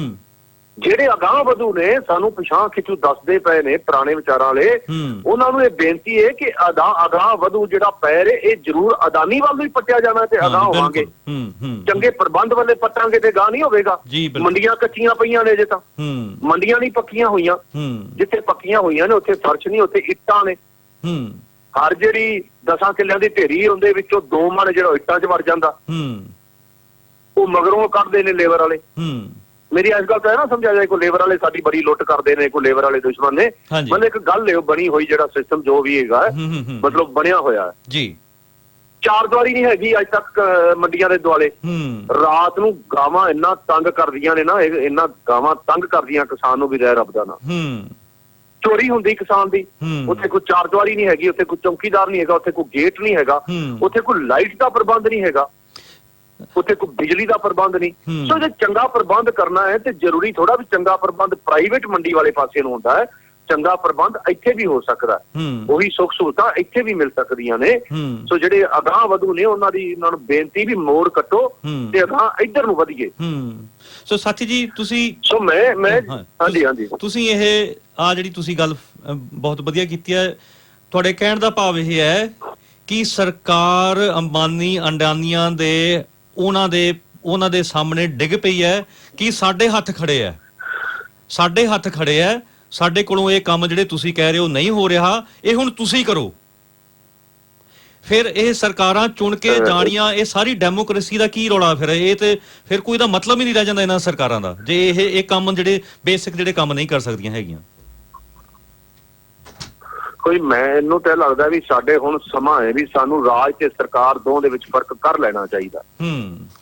ਤੇ ਮੇਰਾ ਕਦੇ ਕਦੇ ਜੀ ਕਰਦਾ ਹੈ ਵੀ 2 ਗੱਲਾਂ ਨੇ, ਇੱਕ ਤਾਂ ਮੈਂ ਕਹਾਂ ਵਿਚਾਰਾ ਮੋਦੀ, ਵੀ ਵਿਚਾਰੇ ਮੋਦੀ ਨੂੰ ਨਾ ਭੰਡੋ ਯਾਰ, ਵਿਚਾਰੇ ਮੋਦੀ ਦੇ ਕੀ ਵਾਸਤੇ ਵਿਚਾਰੇ ਦੇ। ਇੱਕ ਮੇਰਾ ਜੀ ਕਰਦਾ ਕਦੇ ਕਦੇ ਮੈਂ ਨਾਰੇ ਲਾਵਾਂ ਕਿ ਮੋਦੀ ਜਿੰਦਾਬਾਦ। ਸਹੀ ਗੱਲ ਹੈ, ਮੇਰਾ ਕਦੇ ਕਦੇ ਜੀ ਕਰਦਾ ਮੋਦੀ ਜਿੰਦਾਬਾਦ ਦੇ ਨਾਰੇ ਹੋਣੇ ਚਾਹੀਦੇ ਨੇ। ਜਿਹੜੇ ਸ਼ਖਸ ਨੇ ਇੰਨਾ ਮਤਲਬ ਦਲੇਰੀ ਕੀਤੀ ਕਿ ਇੰਨੀ ਸਾਡੀ ਬਾਹ ਮਰੋੜੀ ਕਿ ਸਾਨੂੰ ਬਾਹ ਛਡਾਉਣ ਲਈ ਮਜਬੂਰ ਹੋਣਾ ਪਿਆ। ਬਿਲਕੁਲ ਸਹੀ ਗੱਲ। ਤੁਸੀਂ ਵੇਖਿਆ ਨਾ ਕਈ ਵਾਰ ਜਦੋਂ ਕਿਸੇ ਨਾਲ ਧੱਕਾ ਕਰੀ ਜਾਣਾ, ਉਹਦੀ ਪੋਲੀ ਬੋਹਾ ਮਰੋੜ ਕੇ ਖਲੋ ਰਹੋ ਤੇ ਅਗਲਾ ਵੀ ਬਹਿਸ ਕਰੀ ਜਾਂਦਾ ਵੀ ਭਾਈ ਮੇਰਾ ਕੋਈ ਗੁਨਾਹ ਨਹੀਂ। ਬਿਲਕੁਲ। ਜਦੋਂ ਇੰਨੀ ਮਰੋੜਦੇ ਉਹਨੂੰ ਲੱਗੇ ਵੀ ਹੁਣ ਜਾਂ ਤਾਂ ਮੈਂ ਬਾਂਹ ਛਡਾਵਾਂ ਤੇ ਜਾਂ ਟੁੱਟੇਗੀ, ਫਿਰ ਬਾਂਹ ਖਿੱਚਦਾ। ਤੇ ਧੰਨਵਾਦ ਇਹਨਾਂ ਵੀ ਇੰਨੀ ਮਰੋੜੀ ਵੀ ਸਾਨੂੰ ਛਡਾਉਣ ਵਾਲਾ ਸੋਚਣਾ ਪਿਆ ਤੇ ਅੱਜ ਅਸੀਂ ਇਸ ਪਾਸੇ ਆ ਗਏ ਵੀ ਛੱਡ ਸਾਡੀ ਬਾਂਹ। ਜਿਵੇਂ ਦੂਜੀ ਗੱਲ ਵਿਚਾਰਾ ਜਿਵੇਂ ਸਾਥੀ ਜੀ ਮਨਮੋਹਨ ਸਿੰਘ ਹੌਲੀ ਹੌਲੀ ਮਰੋੜ ਰਿਹਾ ਸੀ। ਹਾਂ ਉਹ ਸਰਦਾਰ ਨੇ ਕਈ ਮਤਲਬ ਹੋਰ ਵੀ ਬਹਿਸ ਹੋ ਜਾਂਦੀ ਏ ਵੀ ਜੇ ਮਤਲਬ ਕਿਤੇ ਸੱਚਮੁੱਚ ਰੱਬ ਸਜ਼ਾ ਦਿੰਦਾ ਏ, ਪਾਪ ਹੁੰਦੇ ਨੇ, ਉਹਨਾਂ ਦੀ ਸਜ਼ਾ ਮਿਲਦੀ ਏ, ਤਾਂ ਮੈਨੂੰ ਲੱਗਦਾ ਹੈ ਕਿ ਆ ਪਿਛਲੀ ਜਿਹੜੀ 1 ਸਦੀ ਏ, 1 ਸਦੀ ਦੇ ਵਿੱਚ ਜੇ ਪਾਪੀਆਂ ਦੀ ਗਿਣਤੀ ਜਿਹੜਾ ਟੌਪ ਦਾ ਕੋਈ ਵਾਰਡ ਹੈ ਤਾਂ ਮਨਮੋਹਨ ਸਿੰਘ ਨੂੰ ਮਿਲਣਾ ਚਾਹੀਦਾ ਹੈ ਕਿ ਜਿੱਡਾ ਵੱਡਾ ਪਾਪ ਲੋਕਾਂ ਨਾਲ ਮਨਮੋਹਨ ਸਿੰਘ ਨੇ ਕੀਤਾ ਤੇ ਉਹਦੀ ਸਜ਼ਾ ਪਤਾ ਨਹੀਂ ਹੁਣ ਕੋਈ ਅਗਲਾ ਜਨਮ ਹੁੰਦਾ ਹੈ ਕਿ ਨਹੀਂ ਹੁੰਦਾ, ਅਗਲੇ ਜਨਮ ਚ ਮਿਲੇਗੀ ਜਾਂ ਕਿੱਥੇ ਮਿਲੇਗੀ। ਜੇ ਇਸ ਜਨਮ ਚ ਮਿਲਦੀ ਹੈ ਨਾ ਕਿਤੇ ਤੇ ਦਿਸਣਾ ਜ਼ਰੂਰ ਚਾਹੀਦਾ ਵੀ ਮਨਮੋਹਨ ਸਿੰਘ ਨੂੰ ਕੀ ਸਜ਼ਾ ਮਿਲਦੀ ਇਹਨਾਂ ਪਾਪਾਂ ਦੀ, ਕਿਉਂਕਿ ਉਹਨੇ ਤਾਂ 2 ਪਾਪ ਕੀਤੇ ਨਾ। ਉਹਨੇ ਤਾਂ ਸਰੂਪ ਵੀ ਸਿੱਖਾਂ ਵਾਲਾ ਤਿਆਰ ਕੀਤਾ ਸੀ, ਇੱਕ ਐਸੀ ਫਿਲਾਸਫੀ, ਇੱਕ ਐਸਾ ਵਿਚਾਰ ਜਿਹੜਾ ਲੋਕ ਪੱਖੀ, ਲੋਕਾਂ ਦਾ ਵਿਚਾਰ ਏ, ਲੋਕਾਂ ਨਾਲ ਹਮਦਰਦੀ ਰੱਖਣ ਵਾਲਾ। ਉਹਨੇ ਤਾਂ ਧਾਰਮਿਕ ਤੌਰ ਤੇ ਵੀ ਉਹ ਰੂਪ ਅਖਤਿਆਰ ਕੀਤਾ ਸੀ। ਸਿੱਖ ਕਹਿੰਦਾ ਸੀ ਆਪਦੇ ਆਪ ਨੂੰ, ਸਿੱਖ ਹੁੰਦਿਆਂ ਹੋਇਆਂ ਜਾਂ ਇਸ ਧਰਮ ਨੂੰ, ਇਸ ਵਿਚਾਰ ਨੂੰ ਮੰਨਦਿਆਂ ਹੋਇਆਂ ਵੀ ਐਡਾ ਪਾਪ ਜਿਹੜਾ ਉਹਨੇ ਮਨਮੋਹਨ ਸਿੰਘ ਨੇ ਕੀਤਾ। ਸੋ ਮੈਂ ਜਿਹੜੀ ਬੇਨਤੀ ਕਰਦਾ ਸੀ ਕਿ ਧਰਮ ਤੇ ਸਰਕਾਰ, ਰਾਜ ਤੇ ਸਰਕਾਰ, ਹੁਣ ਸਮਾਂ ਹੈ ਕਿ ਅਸੀਂ ਇਹਨਾਂ ਦੋਵਾਂ ਦੇ ਵਿੱਚ ਫਰਕ ਕਰ ਲਈਏ ਕਿ ਰਾਜ ਕੀ ਤੇ ਸਰਕਾਰ ਕੀ। ਜਦੋਂ ਫਰਕ ਕਰ ਲਿਆ ਤਾਂ ਮੋਦੀ ਨੂੰ ਅਸੀਂ ਕੁਛ ਨਹੀਂ ਕਹਾਂਗੇ ਕਿ ਉਹ ਤਾਂ ਵਿਚਾਰਾ ਦਲਾਲ ਏ। ਉਹਨੇ ਤਾਂ ਜਦੋਂ ਆਇਆ ਹੀ ਦਲਾਲੀ, ਤਾਂ ਸਾਡੀ ਨਾ ਸਮਝੀਏ ਨਾ ਕਿ ਅਸੀਂ ਇਹ ਸਮਝ ਲਿਆ ਕਿ ਅਸੀਂ ਸਰਕਾਰ ਚੁਣ ਲਈ ਤੇ ਸਰਕਾਰ ਸਾਰਾ ਕੁਛ ਕਰਦੀ ਏ ਤੇ ਕਰਾਉਂਦੀ ਏ ਤੇ ਸਰਕਾਰ ਦੇ ਹੱਥ 'ਚ, ਇਹ ਤਾਂ ਸਾਡੀ ਨਲਾਇਕੀ ਏ। ਜਦੋਂ ਅਸੀਂ ਚੁਣਿਆ ਤਾਂ ਇੱਕ ਦਲਾਲ ਏ ਤੇ ਆਸ ਅਸੀਂ ਕਰਦੇ ਹਾਂ ਕਿ ਅਸੀਂ ਉਹ ਸਾਡਾ ਕੁਝ ਸੰਭਾਲੇਗਾ। ਸੋ ਮੋਦੀ ਦਾ ਤਾਂ ਇਹਦੇ ਵਿੱਚ ਇਹੀ ਏ ਕਿ ਮੋਦੀ ਨੇ ਤਾਂ ਮਤਲਬ ਸਾਡੇ ਸਾਹਮਣੇ ਹੱਥ ਖੜੇ ਕਰਤੇ ਨੇ ਕਿ ਮੈਂ ਭਾਈ ਜਿਨ੍ਹਾਂ ਦਾ ਦਲਾਲ ਹਾਂ ਮੈਂ ਉਹਨਾਂ ਦੀ ਮਰਜ਼ੀ ਤੋਂ ਬਿਨਾਂ ਇੱਕ ਕਦਮ ਨਹੀਂ ਪੜ ਸਕਦਾ। ਇਹ ਗੱਲ ਮਤਲਬ ਤੋਮਰ ਦੇ, ਦੇਖੋ ਇੱਕ ਗੱਲ ਏ ਕਿ ਤੁਸੀਂ ਜਦੋਂ ਕੋਈ ਸਰਕਾਰ ਦੇ ਵਿੱਚ ਮੰਤਰੀ ਬਣਾਉਂਦਾ ਹੈ ਤੇ ਉਹ ਚੰਗਾ ਪੋਲੀਟੀਕਲ ਬੈਕਗਰਾਉਂਡ ਵਾਲਾ, ਚੰਗਾ ਸਿਆਣਾ, ਪੜ੍ਹਿਆ ਲਿਖਿਆ, ਕੁਛ ਨਾ ਕੁਛ ਤਾਂ ਉਹਦੇ ਗੁਣ ਵੇਖਦਾ ਹੀ ਹੋਣਾ ਨਾ। ਤੇ ਤੋਮਰ ਦਾ ਮੀਟਿੰਗ ਦੇ ਵਿੱਚ ਸ਼ਬਦ ਬੋਲਣਾ ਕਿ ਅੱਜ ਅਸੀਂ ਤੁਹਾਡੇ ਕਹੇ ਤੇ ਕਾਨੂੰਨ ਵਾਪਸ ਕਰ ਲੈਨੇ ਆ, ਕੱਲ ਨੂੰ ਅਦਾਨੀ ਤੇ ਅੰਬਾਨੀ, ਸੱਚੀ ਗੱਲ ਉਹਨੇ ਇਹ 2 ਸ਼ਬਦ ਇਵੇਂ ਹੀ ਵਰਤੇ ਨੇ ਕਿ ਕੱਲ ਨੂੰ ਅਦਾਨੀ ਤੇ ਅੰਬਾਨੀ ਆ ਕੇ ਸਾਨੂੰ ਕਹਿਣਗੇ ਕਿ ਇਹਨਾਂ ਨੂੰ ਲਾਗੂ ਕਰੋ, ਕਿਉਂ ਰੱਦ ਕੀਤੇ, ਤੇ ਮੈਂ ਉਹਨਾਂ ਨੂੰ ਕੀ ਜਵਾਬ ਦਿਆਂਗਾ। ਜੀ ਬਿਲਕੁਲ ਕਿਹਾ ਜੀ ਉਹਨੇ। ਸੋਚੋ ਇੱਕ ਖੇਤੀਬਾੜੀ ਮੰਤਰੀ ਸ਼ਬਦ ਬੋਲਦਾ ਏ ਤਾਂ ਉਹਦੇ ਚ ਕੋਈ ਗੁੰਜਾਇਸ਼, ਕੋਈ ਸ਼ੱਕ ਰਹਿ ਗਿਆ ਕਿ ਇਹ ਕਾਨੂੰਨ ਉਹਨਾਂ ਦੇ ਕਹੇ ਤੇ ਨਹੀਂ ਬਣਾਏ, ਉਹਨਾਂ ਦੇ ਲੋੜ ਅਨੁਸਾਰ ਨਹੀਂ ਬਣਾਏ, ਉਹਨਾਂ ਦੀ ਮਰਜ਼ੀ ਨਾਲ ਨਹੀਂ ਬਣਾਏ ਤੇ ਉਹਨਾਂ ਦੇ ਮਰਜ਼ੀ ਅਨੁਸਾਰ ਹੀ ਇਹਨਾਂ ਨੂੰ ਰੱਦ ਨਹੀਂ ਕੀਤਾ ਜਾ ਰਿਹਾ। ਇਹਦੇ ਚ ਕੋਈ ਸ਼ੱਕ ਵਾਲੀ ਗੱਲ ਹੀ ਨਹੀਂ ਰਹੇਗੀ। ਬਿਲਕੁਲ। ਇਸ ਸਮੇਂ ਤੇ ਵੀ ਸਰਕਾਰ ਜੇ ਫਿਰ ਵੀ ਨਲਾਇਕੀ ਕਰੇ। ਜੀ ਸਾਥੀ, ਅਗਲੇ ਵਿਸ਼ੇ ਤੋਂ ਜਾਣ ਤੋਂ ਪਹਿਲਾਂ ਆਪਾਂ ਵਿਸਰ ਨਾ ਜਾਈਏ ਜਿਹੜੀ ਆਪਾਂ ਗੱਲਬਾਤ ਸ਼ੁਰੂ ਕੀਤੀ ਸੀਗੀ ਕਿ ਜਿਵੇਂ ਤੁਸੀਂ ਦੱਸਿਆ ਕਿ ਅਗਲੇ 4-5 ਸਾਲਾਂ ਤੱਕ ਅੰਬਾਨੀ ਅਡਾਨੀ ਇਹੋ ਜਿਹੀ ਤੁਹਾਨੂੰ ਫੈਸਿਲਿਟੀ ਦੇਣਗੇ, ਤੁਹਾਨੂੰ ਸਾਰਾ ਕੰਮ ਸੌਖਾ ਲੱਗੂਗਾ। ਤੁਸੀਂ ਅੰਬਾਨੀਆਂ ਅਡਾਨੀਆਂ ਦੇ ਜਾ ਕੇ ਮੰਡੀਆਂ ਦੇ ਵਿੱਚ ਤੁਸੀਂ ਆਪਣੀ ਕਣਕ ਵੇਚੋਗੇ, ਪਰ ਉਹਦੇ ਵਿੱਚ ਨੁਕਤਾ ਜਿਹੜਾ ਅਸਲ ਦੇ ਵਿੱਚ ਇਹ ਹੋਊਗਾ ਕਿ ਤੁਹਾਨੂੰ ਆਪਣੇ ਆਪ ਤੇ ਪਹਿਲਾਂ ਡਿਪੈਂਡ ਕੀਤਾ ਜਾਊਗਾ, ਫਿਰ ਤੁਹਾਨੂੰ ਡਿਕਟੇਟ ਕੀਤਾ ਜਾਊਗਾ ਵੀ ਤੁਸੀਂ ਕਿਹੜੇ ਭਾਅ ਕਿਉਂ ਸਾਡੇ ਕੋਲ ਤੁਸੀਂ ਜਿਹੜੀ ਆਪਣੀ ਕਣਕ ਜਾਂ ਝੋਨਾ ਜਾਂ ਹੋਰ ਕੁਝ ਵੇਚਣਾ ਆ। ਉਹਦੇ ਵਿੱਚ ਫਿਰ ਕਿਉਂਕਿ ਉਹਨਾਂ ਦਾ ਜਿਹੜਾ ਮੋਟਿਵ ਆ, ਉਹਨਾਂ ਦਾ ਜਿਹੜਾ ਅਖੀਰ ਤੇ ਮੁੱਦਾ ਇਹ ਹੈਗਾ ਕਿ ਉਹਨਾਂ ਨੇ ਵੱਧ ਤੋਂ ਵੱਧ ਪ੍ਰੋਫਿਟ ਬਣਾਉਣਾ, ਤੇ ਉਹ ਕੌਡੀਆਂ ਦੇ ਭਾਅ ਦੇ ਵਿੱਚੋਂ ਤੁਹਾਡੇ ਕੋਲੋਂ ਇਹ ਫਸਲਾਂ ਲੈਣਗੇ ਤੇ ਤੁਹਾਨੂੰ ਮਜਬੂਰ ਕਰਨਗੇ ਵੀ ਤੁਹਾਨੂੰ ਇੰਨਾ ਕੁ ਗਰੀਬੀ ਦੀ ਰੇਖਾ ਵੱਲ ਧੱਕਣਗੇ ਵੀ ਤੁਸੀਂ ਆਪਣੀਆਂ ਹੱਥ ਖੜੇ ਕਰ ਦਿਓ ਵੀ ਸਾਡੇ ਕੋਲੋਂ ਜ਼ਮੀਨ ਨਹੀਂ ਸਾਂਭੀ ਜਾਂਦੀ ਤੇ ਆਹ ਲਓ ਭਾਈ ਜੀ। ਕੋਈ ਗੱਲ ਤਾਂ ਇਹੀ ਨਾ, ਜਦੋਂ ਮਤਲਬ ਸਾਨੂੰ ਮਿਲੇਗੀ ਸੁੱਖ ਸਹੂਲਤਾਂ ਪ੍ਰਾਈਵੇਟ ਮੰਡੀ ਚੋਂ ਮਿਲੇਗੀ ਤਾਂ ਯਕੀਨੀ ਗੱਲ ਹੈ ਕਿ ਸਾਡੀ ਇਹ ਮੰਡੀ ਜਿਹੜੀ 5-6 ਸਾਲ ਨਹੀਂ ਟਿਕੀ ਰਹਿ ਪਾਏਗੀ। ਕਿਉਂਕਿ ਕਿਸੇ ਵੀ ਅੱਜ ਕਾਂਗਰਸ ਹੈ, ਅੱਜ ਬੇਸ਼ੱਕ ਕਿਸਾਨਾਂ ਦੇ ਨਾਲ ਕਹਿੰਦੇ ਅਸੀਂ ਖੜੇ ਹਾਂ, ਇਹ ਕਾਨੂੰਨ ਮਾੜੇ ਨੇ, ਰੱਦ ਹੋਣੇ ਚਾਹੀਦੇ ਨੇ, ਪਰ ਅਸਲ ਦੇ ਵਿੱਚ ਹਕੀਕਤ ਆ ਨਾ ਕਿ ਉਹ ਇਹਦੇ ਖਿਲਾਫ ਬਿਲਕੁਲ ਨਹੀਂ ਗਏ। ਕਾਂਗਰਸ ਵੀ ਚਾਹੁੰਦੀ ਹੈ ਕਿ ਕਾਨੂੰਨ ਲਾਗੂ ਹੋਣ, ਇਹ ਪ੍ਰਾਈਵੇਟ ਮੰਡੀ ਆਵੇ, ਕਾਂਗਰਸ ਵੀ ਇਹੀ ਚਾਹੁੰਦੀ ਹੈ। ਅੱਜ ਕਾਂਗਰਸ ਦੀ ਸਰਕਾਰ ਹੈ, ਕੱਲ ਨੂੰ ਦੇਖੋ ਕਿਹਦੀ ਬਣਦੀ ਹੈ, ਕੀ ਹੁੰਦਾ ਏ। ਤਾਂ ਜਦੋਂ 5 ਸਾਲ ਮਤਲਬ ਇਹ ਮੰਡੀ ਟਿਕੀ ਨਹੀਂ ਰਹੇਗੀ, ਜਾਂ ਤਾਂ ਇੱਥੇ ਕੋਈ ਹਸਪਤਾਲ ਖੋਲੇ ਜਾਂ ਕੁਛ ਮੰਡੀ ਟਿਕੀ ਨਹੀਂ ਜਦੋਂ ਰਹੇਗੀ, ਤਾਂ 5 ਸਾਲਾਂ ਬਾਅਦ ਜਦੋਂ ਇਹ ਮੰਡੀ ਹੋਵੇਗੀ ਨਹੀਂ ਤਾਂ ਸਾਡਾ, ਹੁਣ ਮੈਂ ਤੁਹਾਨੂੰ ਦੱਸਾਂ, ਅਸੀਂ ਇਸ ਵਾਰੀ ਇੱਕ ਸਾਡਾ ਠੇਕ ਨੰਦਰ ਟੋਲ ਪਲਾਜ਼ਾ ਹੈ, ਉਹਦੇ ਤੇ ਅਸੀਂ ਜਦੋਂ ਹੁਣ ਪਿਛਲੇ ਸਮੇਂ ਨਾਕਾ ਲਾ ਕੇ ਬੈਠੇ ਸੀ ਜੀ, ਤਾਂ ਅਸੀਂ ਬਿਹਾਰ ਦਾ ਇੱਕ ਟਰੱਕ ਫੜਿਆ, ਉਹਦੇ ਵਿੱਚ ਜਿਹੜਾ ਝੋਨਾ ਸੀ 1509 ਝੋਨਾ ਬਿਹਾਰ ਚੋਂ ਕੀ ਰੇਟ ਵੇਚ ਕੇ ਆਇਆ ਸੀ? 1256 ਰੁਪਏ। ਅਸੀਂ ਪੰਜਾਬ 'ਚ ਕੀ ਰੇਟ ਵੇਚਿਆ ਹੈ? 2200 ਰੁਪਏ। ਤੇ 2200 ਰੁਪਏ ਵੇਚ ਕੇ ਕਿਸਾਨ ਖੁਸ਼ ਨਹੀਂ ਹੋਇਆ। 2200 ਰੁਪਏ ਵੇਚ ਕੇ ਵੀ ਕਿਸਾਨ ਮਾਯੂਸ ਹੋਇਆ ਵੀ ਯਾਰ ਇਹ ਕੋਈ ਰੇਟ ਥੋੜਾ ਹੈਗਾ ਬਾਸਪਤੀ ਦਾ, ਜਿੰਦਾ ਚੌਲ ਤੁਸੀਂ ਇੰਡੀਆ ਗੇਟ ਵਾਲੇ 200 ਰੁਪਏ ਦੇ ਕਰੀਬ ਵੇਚ ਰਹੇ ਹੋ, ਉਹ ਸਾਡੇ ਤੋਂ 2200 ਰੁਪਏ ਖਰੀਦੀਏ। ਤੇ ਬਿਹਾਰ ਦੇ ਕਿਸਾਨ ਤੋਂ ਕੀ ਰੇਟ ਵਿਕੀਏ? 1256। ਕਿਉਂ? ਉੱਥੇ ਸਰਕਾਰੀ ਰੇਟ ਨਹੀਂ ਹੈਗਾ, ਬਿਲਕੁਲ ਨਹੀਂ ਹੈਗਾ। ਤਾਂ ਜਦੋਂ ਸਰਕਾਰੀ ਮੰਡੀ ਖੜੀ ਹੋਏਗੀ ਇਹੀ ਹਾਲ ਹੋਵੇਗਾ। ਇਹ ਹਾਲ ਅਸੀਂ ਕਿੰਨਾ ਚਿਰ ਸਹਿ ਸਕਨੇ ਆ? 1256 ਵਾਲਾ ਪੰਜਾਬ ਦਾ ਕਿਸਾਨ ਨਹੀਂ ਸਹਿ ਸਕੇਗਾ, ਕਿਉਂਕਿ ਪੰਜਾਬ ਦੇ ਕਿਸਾਨ ਦੇ ਖਰਚੇ ਜ਼ਿਆਦੇ ਨੇ।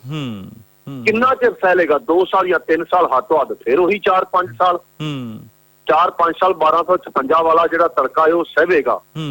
ਤੇ ਜਦੋਂ ਇਹਦੇ ਤੋਂ ਵੀ ਹਾਰ ਗਿਆ ਫਿਰ ਕਿਸਾਨ ਕਹੇਗਾ ਮੇਰੇ ਹੱਥ ਖੜੇ, ਜਾਂ ਤਾਂ ਮੈਂ ਖੇਤੀ ਛੱਡਾਂ ਤੇ ਜਾਂ ਫਿਰ ਉਹੀ ਗੱਲ ਇਹ ਜਿਹੜਾ ਕੰਟਰੈਕਟ ਫਾਰਮਿੰਗ ਹੈ ਇਹਦਾ ਸੱਪ ਨਿਕਲੇਗਾ 10 ਸਾਲਾਂ ਨੂੰ। ਜੀ ਬਿਲਕੁਲ। 5 ਸਾਲ ਪਹਿਲਾਂ ਪ੍ਰਾਈਵੇਟ ਮੰਡੀ ਦੇ ਸੁੱਖ ਵਿਖਾਉਣਗੇ, ਮੁੜ ਕੇ 5 ਸਾਲ ਜਿਹੜੀ ਉਹ ਰੱਜਵੀਂ ਲੁੱਟ ਹੋਵੇਗੀ 1256 ਦੇ ਹਿਸਾਬ ਨਾਲ। 10 ਸਾਲ ਲੰਘ ਗਏ ਫਿਰ ਆਵੇਗਾ ਕੰਟਰੈਕਟ ਫਾਰਮਿੰਗ ਵਾਲਾ ਸੱਪ ਵੀ ਲਿਆਓ ਕਿਸਾਨੋ ਤੁਹਾਨੂੰ ਘਾਟਾ ਪੈਂਦਾ, ਵੇਖੋ ਜੀ ਤੁਹਾਡੇ ਲਈ ਅਸੀਂ ਕੁਰਬਾਨੀ ਕੀਤੀ, ਪਹਿਲੋਂ ਤੁਹਾਨੂੰ ਮੰਡੀ 'ਚ ਅਸੀਂ 50 ਰੁਪਏ ਰੇਟ ਵੱਧ ਦਿੱਤਾ ਤੇ ਅਦਾਨੀ ਤੇ ਅੰਬਾਨੀ ਕਿੱਡੇ ਮਹਾਂਪੁਰਖ ਨੇ ਤੁਹਾਡੀ ਖਾਤਰ 50 ਰੁਪਏ ਕੁਆਂਟਲ ਦਾ ਘਾਟਾ ਸਹਿ ਕੇ ਇਹਨਾਂ ਦਾ ਬਿਜ਼ਨਸ ਘਾਟੇ 'ਚ ਗਿਆ ਚਲਾ। ਫਿਰ ਤੁਹਾਡੇ ਤੋਂ ਰੇਟ ਜਿਹੜੇ ਤੇ ਖਰੀਦੇ ਰਹੇ ਨੇ ਫਿਰ ਇਹਨਾਂ ਨੂੰ ਘਾਟਾ ਪਿਆ, ਅੱਜ ਇਹ ਉਸ ਰੇਟ ਤੇ ਵੀ ਨਹੀਂ ਖਰੀਦ ਸਕਦੇ, ਪਰ ਅੱਜ ਤੁਹਾਡੀ ਜ਼ਮੀਨ ਠੇਕੇ ਤੇ ਲੈਣ ਨੂੰ ਤਿਆਰ ਨੇ। ਤੁਹਾਡਾ ਠੇਕਾ 60,000 ਏ, ਇਹ ਤੁਹਾਡੇ ਤੋਂ 80,000 ਦੇ ਹਿਸਾਬ ਨੂੰ ਲੈਣ ਨੂੰ ਤਿਆਰ ਨੇ, ਲੈ ਲਓ, ਲਿਆਓ ਠੇਕੇ ਦਿਓ। ਤਾਂ ਕੰਟਰੈਕਟ ਫਾਰਮਿੰਗ ਵਾਲਾ ਜਿਹੜਾ ਆਖਰੀ ਸੱਪ ਏ, ਜਦੋਂ ਇਹ ਨਿਕਲੇਗਾ ਸਾਡੇ ਤੋਂ ਠੇਕੇ ਲੈਣਗੇ 80,000 ਨੂੰ, 5 ਸਾਲ ਸਾਡੀ ਜ਼ਮੀਨ ਇਹ ਠੇਕੇ ਤੇ ਵਾਹੁਣਗੇ, ਜਾਂ 4 ਸਾਲ ਵਾਹੁਣਗੇ, ਜਾਂ 3 ਸਾਲ ਵਾਹੁਣਗੇ। ਤਾਂ ਸਾਡਾ ਪੱਕੀ ਗੱਲ ਹੈ ਬੀਜ ਹੈ ਜਿਹੜਾ 1 ਸਾਲ ਤੋਂ ਬਾਅਦ ਅਸੀਂ ਦੂਜੇ ਸਾਲ ਬੀਜੀਏ ਤੇ ਉਹਦੀ ਜਿਹੜੀ ਉਗਣ ਦੀ ਸ਼ਕਤੀ ਉਹ ਅੱਧੀ ਰਹਿ ਜਾਂਦੀ ਹੈ।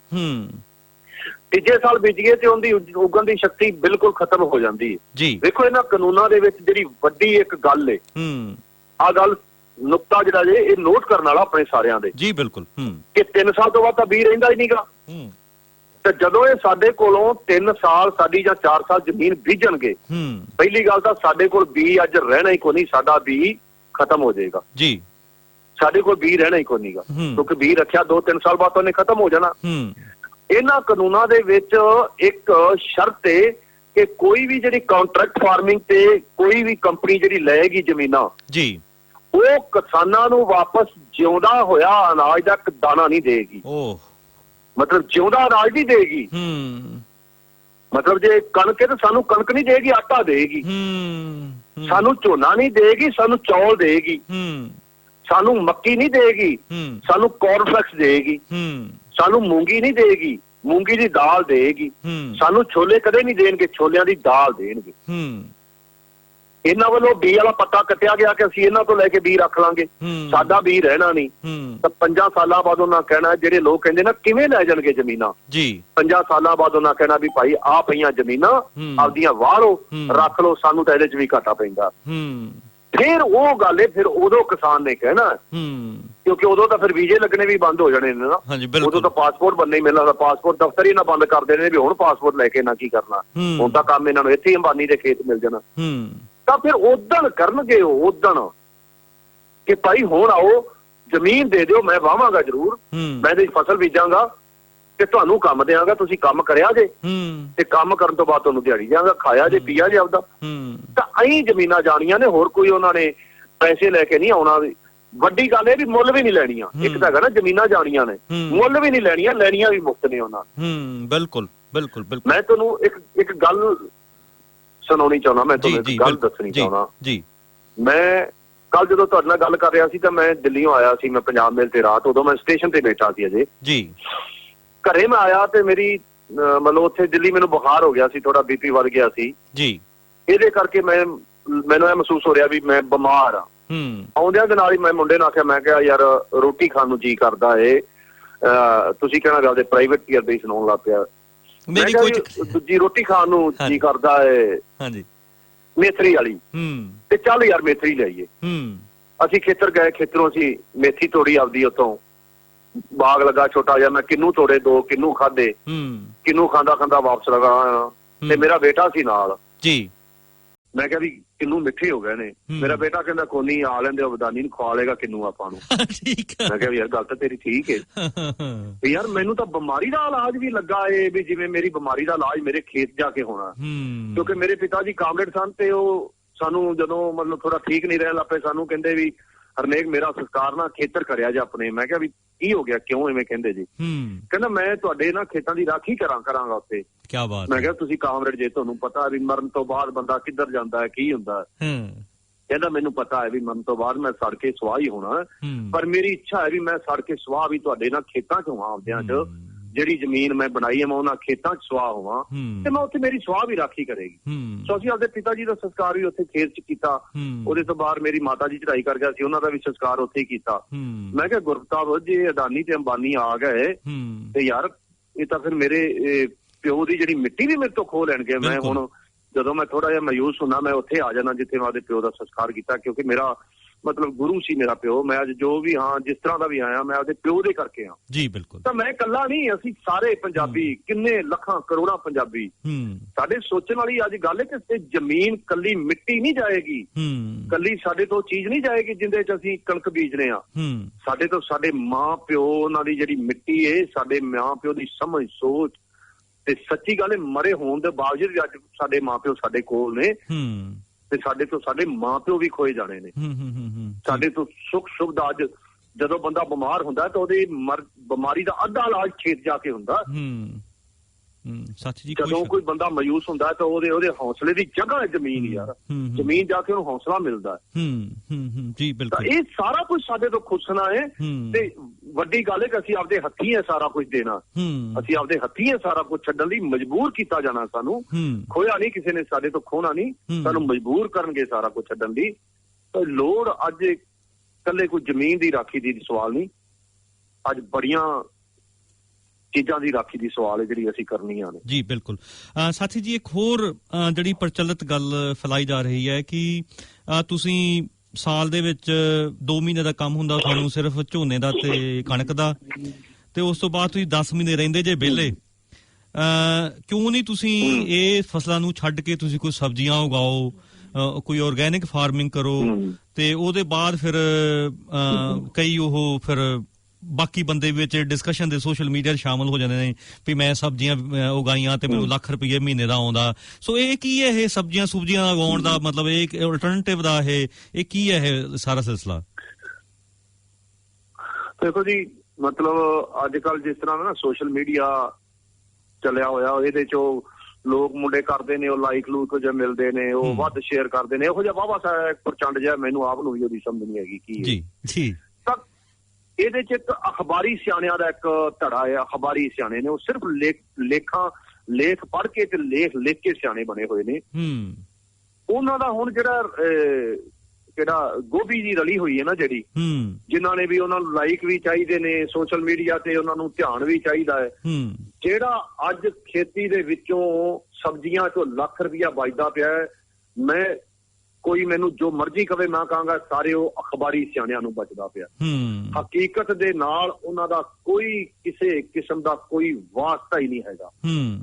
ਸਾਡੇ ਆਪਦੇ ਇੱਥੇ ਇੱਕ ਸਿਆਣਿਆਂ ਦਾ ਧੜਾ ਹੈ ਜਿਹੜੇ ਇਹਨਾਂ ਕਾਨੂੰਨਾਂ ਦੀ ਕਰ ਰਹੇ ਨੇ ਪੈਰਵਾਈ। ਤੇ ਵਜ੍ਹਾ ਪਤਾ ਕੀ ਦੱਸਦੇ ਨੇ? ਕਹਿੰਦੇ ਵਜ੍ਹਾ ਦੱਸਦੇ ਜੀ, ਕਹਿੰਦੇ ਤੁਸੀਂ ਪੰਜਾਬ ਦਾ ਪਾਣੀ ਸਾਰਾ ਖਤਮ ਕਰਤਾ ਹੈ, ਤੁਸੀਂ ਪੰਜਾਬ ਦੀ ਝੋਨਾ ਲਾ ਕੇ ਪੌਣ ਪਾਣੀ ਖਤਮ ਕਰਤਾ ਹੈ, ਤੁਸੀਂ ਝੋਨਾ ਛੱਡਦੇ ਨਹੀਂ ਜੇ। ਇਹ ਜਿਹੜਾ ਹੈ ਮੰਡੀ 'ਚੋਂ ਤੁਹਾਨੂੰ ਮੰਡੀ ਖੋਣੀ ਚਾਹੀਦੀ ਹੈ, ਸਰਕਾਰੀ ਖਰੀਦ ਖਤਮ ਹੋਣੀ ਚਾਹੀਦੀ ਹੈ ਤਾਂ ਕਿ ਤੁਸੀਂ ਝੋਨਾ ਵਗੈਰਾ ਸਾਰਾ ਛੱਡ ਦਿਓ। ਤਾਂ ਹਕੀਕਤ ਕੀ ਹੈ? ਹਕੀਕਤ ਇਹਦੇ ਨਾਲੋਂ ਬਿਲਕੁਲ ਉਲਟੀ ਹੈ। ਕਣਕ ਤੇ ਝੋਨਾ ਹੀ 2 ਐਸੀਆਂ ਚੀਜ਼ਾਂ ਨੇ ਜਿਨ੍ਹਾਂ ਦੇ ਨਾਲ ਪੰਜਾਬ ਦੇ ਚੁੱਲ੍ਹਿਆਂ ਦੇ ਉੱਤੇ ਰੋਟੀ ਪੱਕਦੀ ਹੈ। ਨਹੀਂ ਤੇ ਕਰੋੜਾਂ ਟਨ ਅਨਾਜ ਕਰਨ ਵਾਲੇ ਪੰਜਾਬ ਦੇ ਚੁੱਲ੍ਹੇ ਵੀ ਠੰਡੇ ਹੋਣਗੇ ਜੇ ਕਣਕ ਤੇ ਝੋਨੇ ਦੀ ਸਰਕਾਰੀ ਖਰੀਦ ਬੰਦ ਹੋਵੇਗੀ ਤਾਂ। ਕਿਹੜਾ ਸਿਆਣਾ ਹੈ ਜਿਹੜਾ ਕਹਿੰਦਾ ਵੀ ਆਰਗੈਨਿਕ ਖੇਤੀ ਕਰਕੇ ਤੇ ਬਚਿਆ ਜਾ ਸਕਦਾ? ਸਾਡੇ ਇੱਥੇ ਹਾਲਤ ਇਹ ਆ, ਦੁੱਧ ਹੀ ਦੁੱਧ ਲੈ ਕੇ ਜਾਂਦਾ ਏ ਕਿਸੇ ਦੇ ਘਰੇ, ਉਹਨੂੰ ਕਹਿੰਦਾ ਆਹ ਦੁੱਧ 70 ਰੁਪਏ ਕਿਲੋ, ਆਹ ਦੁੱਧ 70 ਰੁਪਏ ਕਿਲੋ ਹੈ। ਕਿਉਂ? ਕਿਉਂਕਿ ਮੈਂ ਇਹਦੀ ਗਰੰਟੀ ਚੱਕਣਾ ਕਿ ਮੇਰਾ ਆਪਦਾ ਮੱਝ ਦਾ ਦੁੱਧ ਹੈ।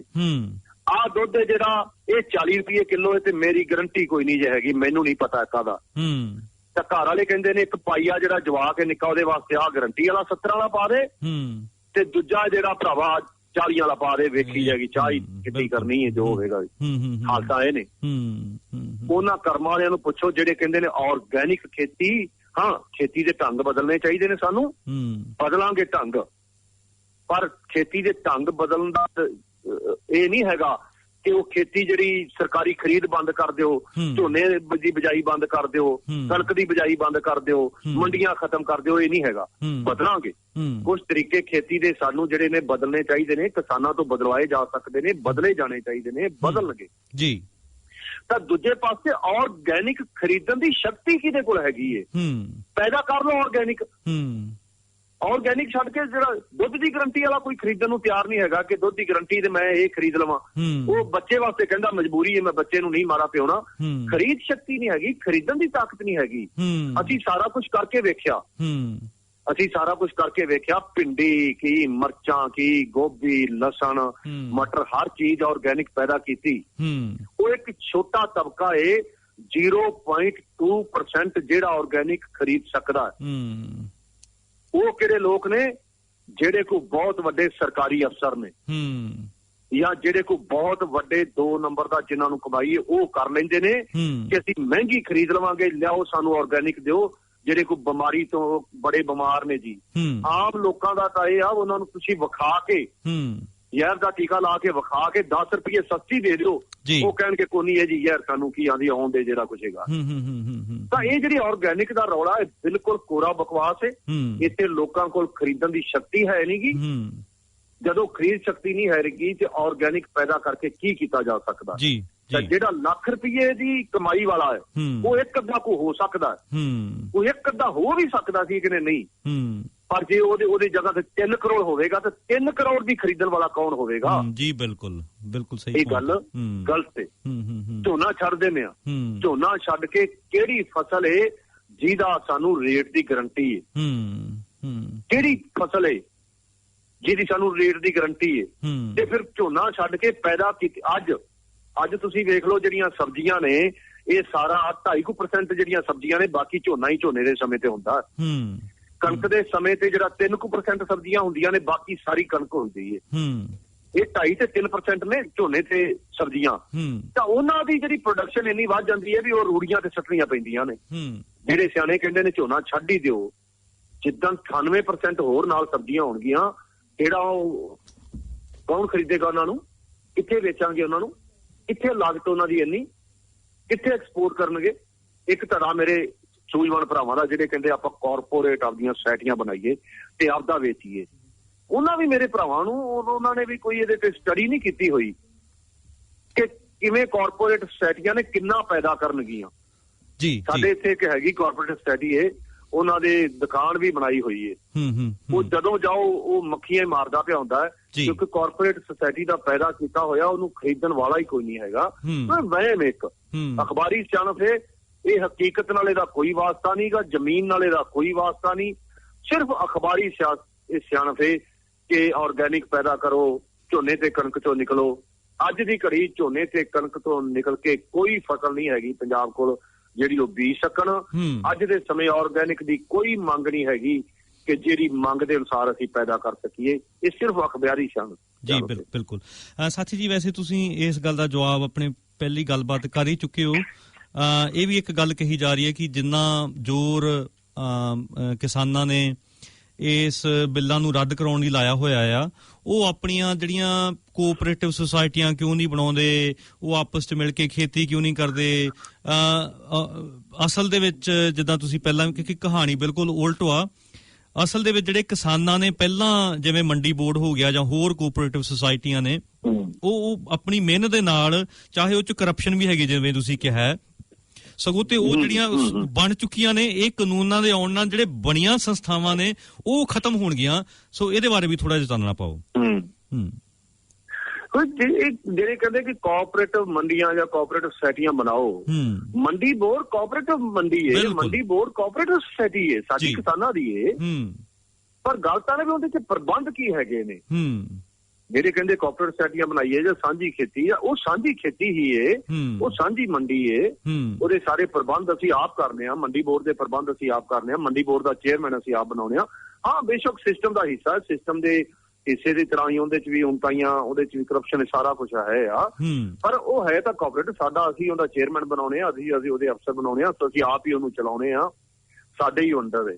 ਪਰ ਗੱਲ ਤੇ ਕਿ ਇਸ ਤੋਂ ਅਗਲੇ ਪ੍ਰਬੰਧ ਨੇ, ਜਦੋਂ ਮਤਲਬ ਸਾਡੇ ਹੱਥ ਕਿੰਨਾ ਕੁ ਹੈ, ਠੀਕ ਹੈ ਨਾ, ਸਾਡੇ ਹੱਥ ਤਾਂ ਇਸ ਮੱਝ ਜਿਹੜੀ ਗਾਂ, ਇਹਦਾ ਕੱਲਾ ਮੂੰਹ ਹੈ ਖਾਉਣ ਵਾਲਾ, ਖਵਾ ਸਕਦੇ ਜੇ ਤੁਸੀਂ ਇਹਨੂੰ, ਪਰ ਪਿਛਲਾ ਹਿੱਸਾ ਸਾਰਾ ਜਿਹੜਾ ਚੋਣ ਵਾਲਾ ਏ, ਉਹ ਸਾਰਾ ਹਿੱਸਾ ਪਿਛਲਾ ਤਾਂ ਇਹ ਮਤਲਬ ਇਹਨਾਂ ਦੇ ਆਪਦੇ ਹੱਥ 'ਚ, ਇਹਨਾਂ ਦਲਾਲਾਂ ਦੇ ਹੱਥ 'ਚ, ਇਹਨਾਂ ਅਫਸਰਸ਼ਾਹੀ ਦੇ ਸਾਰਾ ਹੱਥ 'ਚ, ਸਾਡੇ ਹੱਥ 'ਚ ਕੀ ਹੈਗਾ ਉਹਦਾ ਹਿੱਸਾ, ਕਿਵੇਂ ਬਣਾਈਆਂ ਜਾ ਸਕਦੀਆਂ ਨੇ ਕੋਆਪਰੇਟਿਵ ਸੁਸਾਇਟੀਆਂ?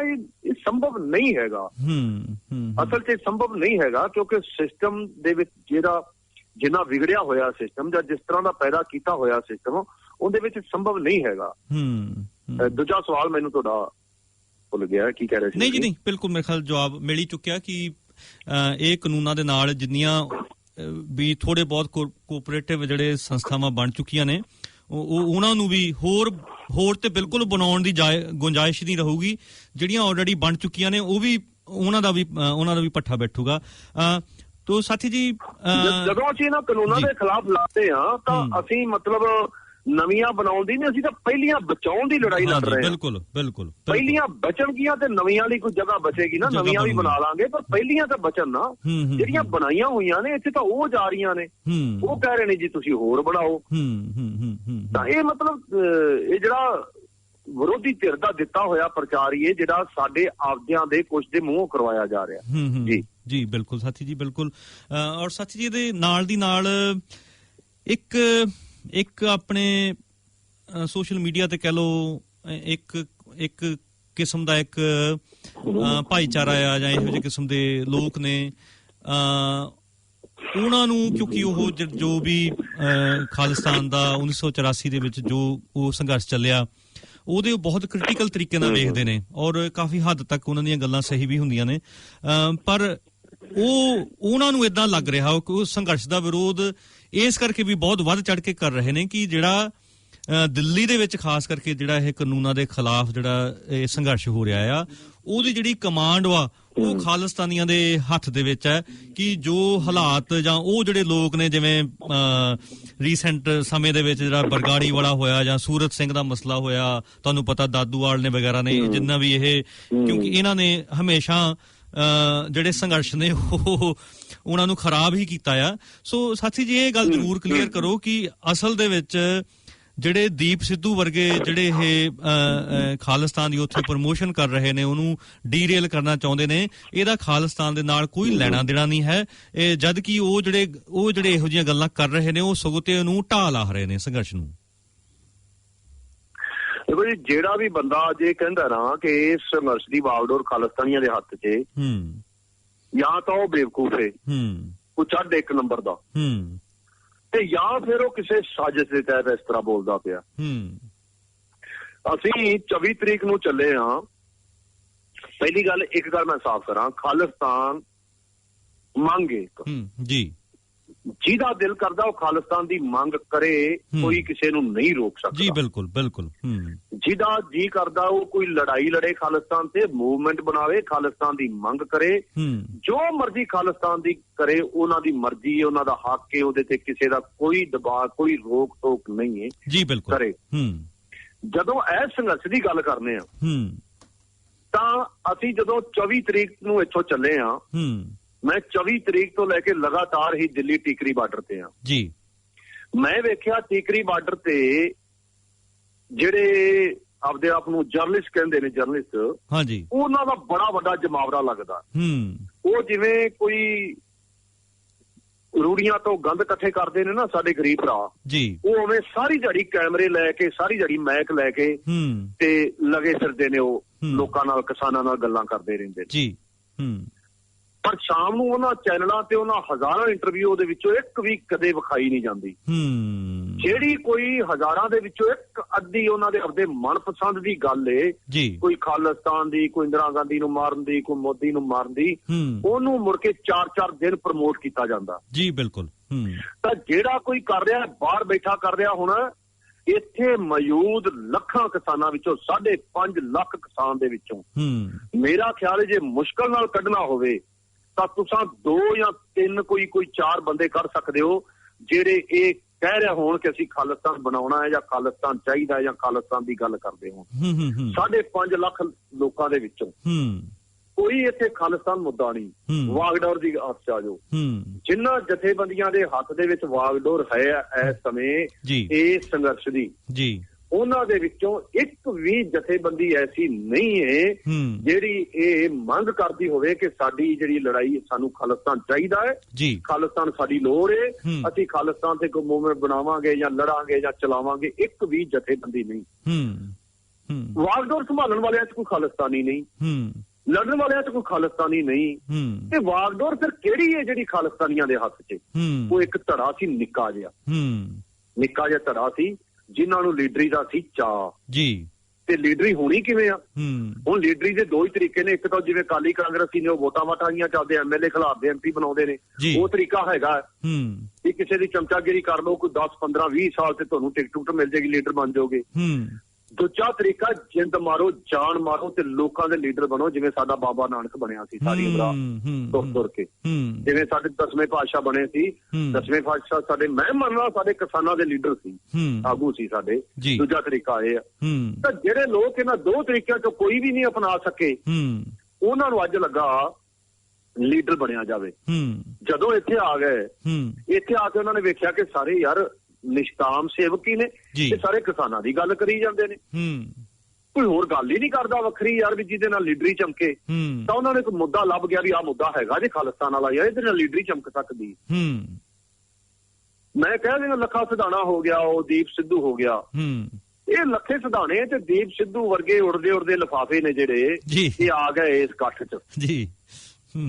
ਤੇ ਇਸ ਇਕੱਠ 'ਚ ਆ ਕੇ ਫੁੱਲ ਗਏ ਹਵਾ ਲੈ ਕੇ, ਤੇ ਇਹਨਾਂ ਨੂੰ ਲੱਗਣ ਲੱਗ ਪਿਆ ਕਿ ਇਸ ਇਕੱਠ ਦੇ ਲੀਡਰ ਅਸੀਂ ਆ, ਸਾਡੇ ਕਰਕੇ ਇਕੱਠ ਪੈਦਾ ਹੋਇਆ। ਜਿਹੜਾ ਉਹਨਾਂ ਦਾ ਵਹਿਮ ਸੀ ਤੇ ਜਿਹੜਾ ਵਹਿਮ ਨਿਕਲ ਗਿਆ ਉਹਨਾਂ ਦਾ, ਨਿਕਲ ਗਿਆ ਜੀ। ਇਹ ਜਿਹੜਾ ਲੱਖਾਂ ਦਾ ਇਕੱਠ ਹੈ, ਇਹ ਆ ਜਿਹੜੀਆਂ ਜਥੇਬੰਦੀਆਂ ਬੈਠੀਆਂ ਨੇ ਜਿਨ੍ਹਾਂ 40-40 ਸਾਲ ਮਾਰੇ ਨੇ, ਇਹ ਇਹਨਾਂ ਦੀ ਦੇਣ ਨੇ, ਇਹਨਾਂ ਜਥੇਬੰਦੀਆਂ ਦੀ, ਇਹਨਾਂ ਜਥੇਬੰਦੀਆਂ ਦੇ ਲੀਡਰਾਂ ਦੀ ਦੇਣ ਨੇ। ਉਹਨਾਂ ਦਾ ਵਹਿਮ ਨਿਕਲ ਗਿਆ ਤੇ ਉਹ ਆਪਦਾ ਖਾਲਿਸਤਾਨ ਦਾ ਜਿਹੜਾ ਮੁੱਦਾ ਸੀ ਲੈ ਕੇ ਚੁੱਪ ਕਰਕੇ ਪਾਸੇ ਜਾ ਕੇ ਬੈਠ ਗਏ ਕਿ ਸਾਡੀ ਦਾਲ ਇੱਥੇ ਨਹੀਂ ਗਲਣੀ। ਸਾਥੀ ਜੀ, ਇਸ ਸੰਘਰਸ਼ ਦੀ ਵਾਗਡੋਰ ਸੰਭਾਲਣ ਵਾਲਿਆਂ ਦਾ ਖਾਲਿਸਤਾਨ ਨਾਲ ਕੋਈ ਸਬੰਧ ਨਹੀਂ, ਤੇ ਨਾ ਹੀ ਕੋਈ ਖਾਲਿਸਤਾਨ ਨਾਲ ਦੁਸ਼ਮਣੀ ਹੈ। ਜੇ ਕੋਈ ਕਰਨੀ ਚਾਹਵੇ ਖਾਲਿਸਤਾਨ ਦੀ ਗੱਲ, ਆਜ਼ਾਦ ਹੈ, ਕਰੇ, ਕਰ ਸਕਦਾ। ਬਿਲਕੁਲ ਸਾਡੇ ਲੜਨ ਵਾਲੇ ਲੱਖਾਂ ਕਿਸਾਨਾਂ ਦੇ ਵਿੱਚੋਂ ਕੋਈ ਵੀ ਖਾਲਿਸਤਾਨੀ ਨਹੀਂ। ਅੱਜ ਦੇ ਸਮੇਂ ਸਾਡੀ ਖਾਲਿਸਤਾਨੀ ਨਾ ਕੋਈ ਮੰਗੇ, ਨਾ ਸਾਡੀ ਖਾਲਿਸਤਾਨ ਲੋੜ ਹੈ, ਨਾ ਸਾਡਾ ਸੰਘਰਸ਼ ਖਾਲਿਸਤਾਨੀ ਹੈ, ਨਾ ਅਸੀਂ ਖਾਲਿਸਤਾਨੀ ਆ, ਨਾ ਅਸੀਂ ਖਾਲਿਸਤਾਨ ਵਾਸਤੇ ਲੜਦੇ ਪਏ ਹਾਂ। ਸਾਡੀ ਲੋੜ ਕਾਰਪੋਰੇਟ ਘਰਾਣਿਆਂ ਨੂੰ ਭਾਜ ਦੇਣੀ ਹੈ, ਇਹ ਸਰਮਾਏਦਾਰੀਆਂ ਨੂੰ, ਇਹ ਪੂੰਜੀਪਤੀਆਂ ਨੂੰ ਭਾਜ ਦੇਣੀ ਹੈ ਤੇ ਆਪਦੀ ਕਿਰਤ ਦੀ ਰਾਖੀ ਕਰਨੀ ਹੈ। ਸਾਡਾ ਖਾਲਿਸਤਾਨ ਨਾਲ ਕੋਈ ਸੰਬੰਧ ਨਹੀਂ। ਇਹ ਸਾਰੇ ਇਕੱਠ ਦਾ, ਇਹ ਸਾਰੀ ਲਹਿਰ ਦਾ ਖਾਲਿਸਤਾਨ ਨਾਲ ਕੋਈ ਸੰਬੰਧ ਨਹੀਂ। ਇਹ ਉਹਨਾਂ ਦੀ ਪੈਦਾ ਕੀਤੀ ਹੋਈ ਸਮਝੇ ਜਿਨ੍ਹਾਂ ਦੀ ਇਹ ਲੋੜ ਸੀ, ਇਹ ਸਮਝ ਜਿਨ੍ਹਾਂ ਦੀ ਲੋੜ ਸੀ। ਤੇ ਇਹ ਸਮਝ ਕਿਹੜੀ? ਇਹ ਸਮਝ ਉਹੀ ਉਹਨਾਂ ਕਾਰਪੋਰੇਟ ਘਰਾਣਿਆਂ, ਉਹਨਾਂ ਸਰਮਾਏਦਾਰਾਂ, ਉਹਨਾਂ ਇਹ ਉਹਨਾਂ ਦੀ ਸਮਝ ਹੈ ਕਿ ਇਸ ਇਕੱਠ ਨੂੰ ਖਾਲਿਸਤਾਨੀ ਇਕੱਠ ਸਿੱਧ ਕੀਤਾ ਜਾਏ। ਇਹ ਉਹਨਾਂ ਦੀ ਸਮਝ ਹੈ, ਉਹਨਾਂ ਦੀ ਪੈਦਾ ਕੀਤੀ ਹੈ। ਅੱਜ ਜਿਹੜਾ ਵੀ ਇਸ ਇਕੱਠ ਨੂੰ ਖਾਲਿਸਤਾਨੀ ਜਾਂ ਖਾਲਿਸਤਾਨੀ ਵਾਗਡੋਰ ਵਾਲਿਆਂ ਦੇ ਹੱਥ ਕਹਿੰਦਾ, ਜਾਂ ਉਹ ਮੂਰਖ, ਉਹ ਚੜ੍ਹਦੇ, ਤੇ ਜਾਂ ਉਹ ਇਹਨਾਂ ਏਜੰਸੀਆਂ ਦੀ ਲੋੜ ਪੂਰੀ ਕਰ ਰਿਹਾ, ਇਹਨਾਂ ਨਾਲ ਰਲਿਆ ਹੋਇਆ, ਸਾਜ਼ਿਸ਼ ਦੇ ਤਹਿਤ ਕਰ ਰਿਹਾ, ਹੋਰ ਕੋਈ ਗੱਲ ਨਹੀਂ ਜੀ। ਬਿਲਕੁਲ ਸਾਥੀ ਜੀ, ਬਿਲਕੁਲ। ਸਾਥੀ ਜੀ, ਇੱਕ ਹੋਰ ਅਹਿਮ ਮੁੱਦਾ, ਕਿਉਂਕਿ ਤੁਸੀਂ ਭਾਰਤੀ ਕਿਸਾਨ ਯੂਨੀਅਨ ਏਕਤਾ ਡਕੌਂਦਾ ਤੋਂ ਜੇ, ਤੇ ਅਸੀਂ ਕਾਫੀ ਵਾਰ ਤੁਹਾਡੇ ਨਾਲ ਵੀ ਰੇਡੀਓ ਤੇ ਕਾਫੀ ਮੁਲਾਕਾਤਾਂ ਕੀਤੀਆਂ। ਰੀਸੈਂਟਲੀ ਅਸੀਂ ਉਗਰਾਹਾਂ ਵਾਲੇ ਜਿਹੜੇ ਸਾਥੀ ਨੇ ਉਹਨਾਂ ਨਾਲ ਵੀ ਗੱਲਬਾਤ ਚੱਲਦੀ ਰਹਿੰਦੀ ਹੈ। ਤੇ ਓਬਵੀਅਸਲੀ ਜੋ ਉਗਰਾਹਾਂ ਤੇ ਆਉਂਦੇ ਦਿਨ ਸਰਕਾਰ ਤੇ ਖੈਰ ਕੰਮ ਕਰ ਰਹੀ ਆ, ਸਾਰੀ ਜਥੇਬੰਦੀਆਂ ਦੇ ਖਿਲਾਫ ਕਰ ਰਹੀ ਆ, ਪਰ ਉਹਨਾਂ ਦੇ ਟਾਰਗੇਟ ਦੇ ਉੱਪਰ ਉਗਰਾਹਾਂ ਜਥੇਬੰਦੀ ਬਿਲਕੁਲ ਟੌਪ ਦੇ ਟਾਰਗੇਟ ਦੇ ਉੱਪਰ ਹੈ ਆ।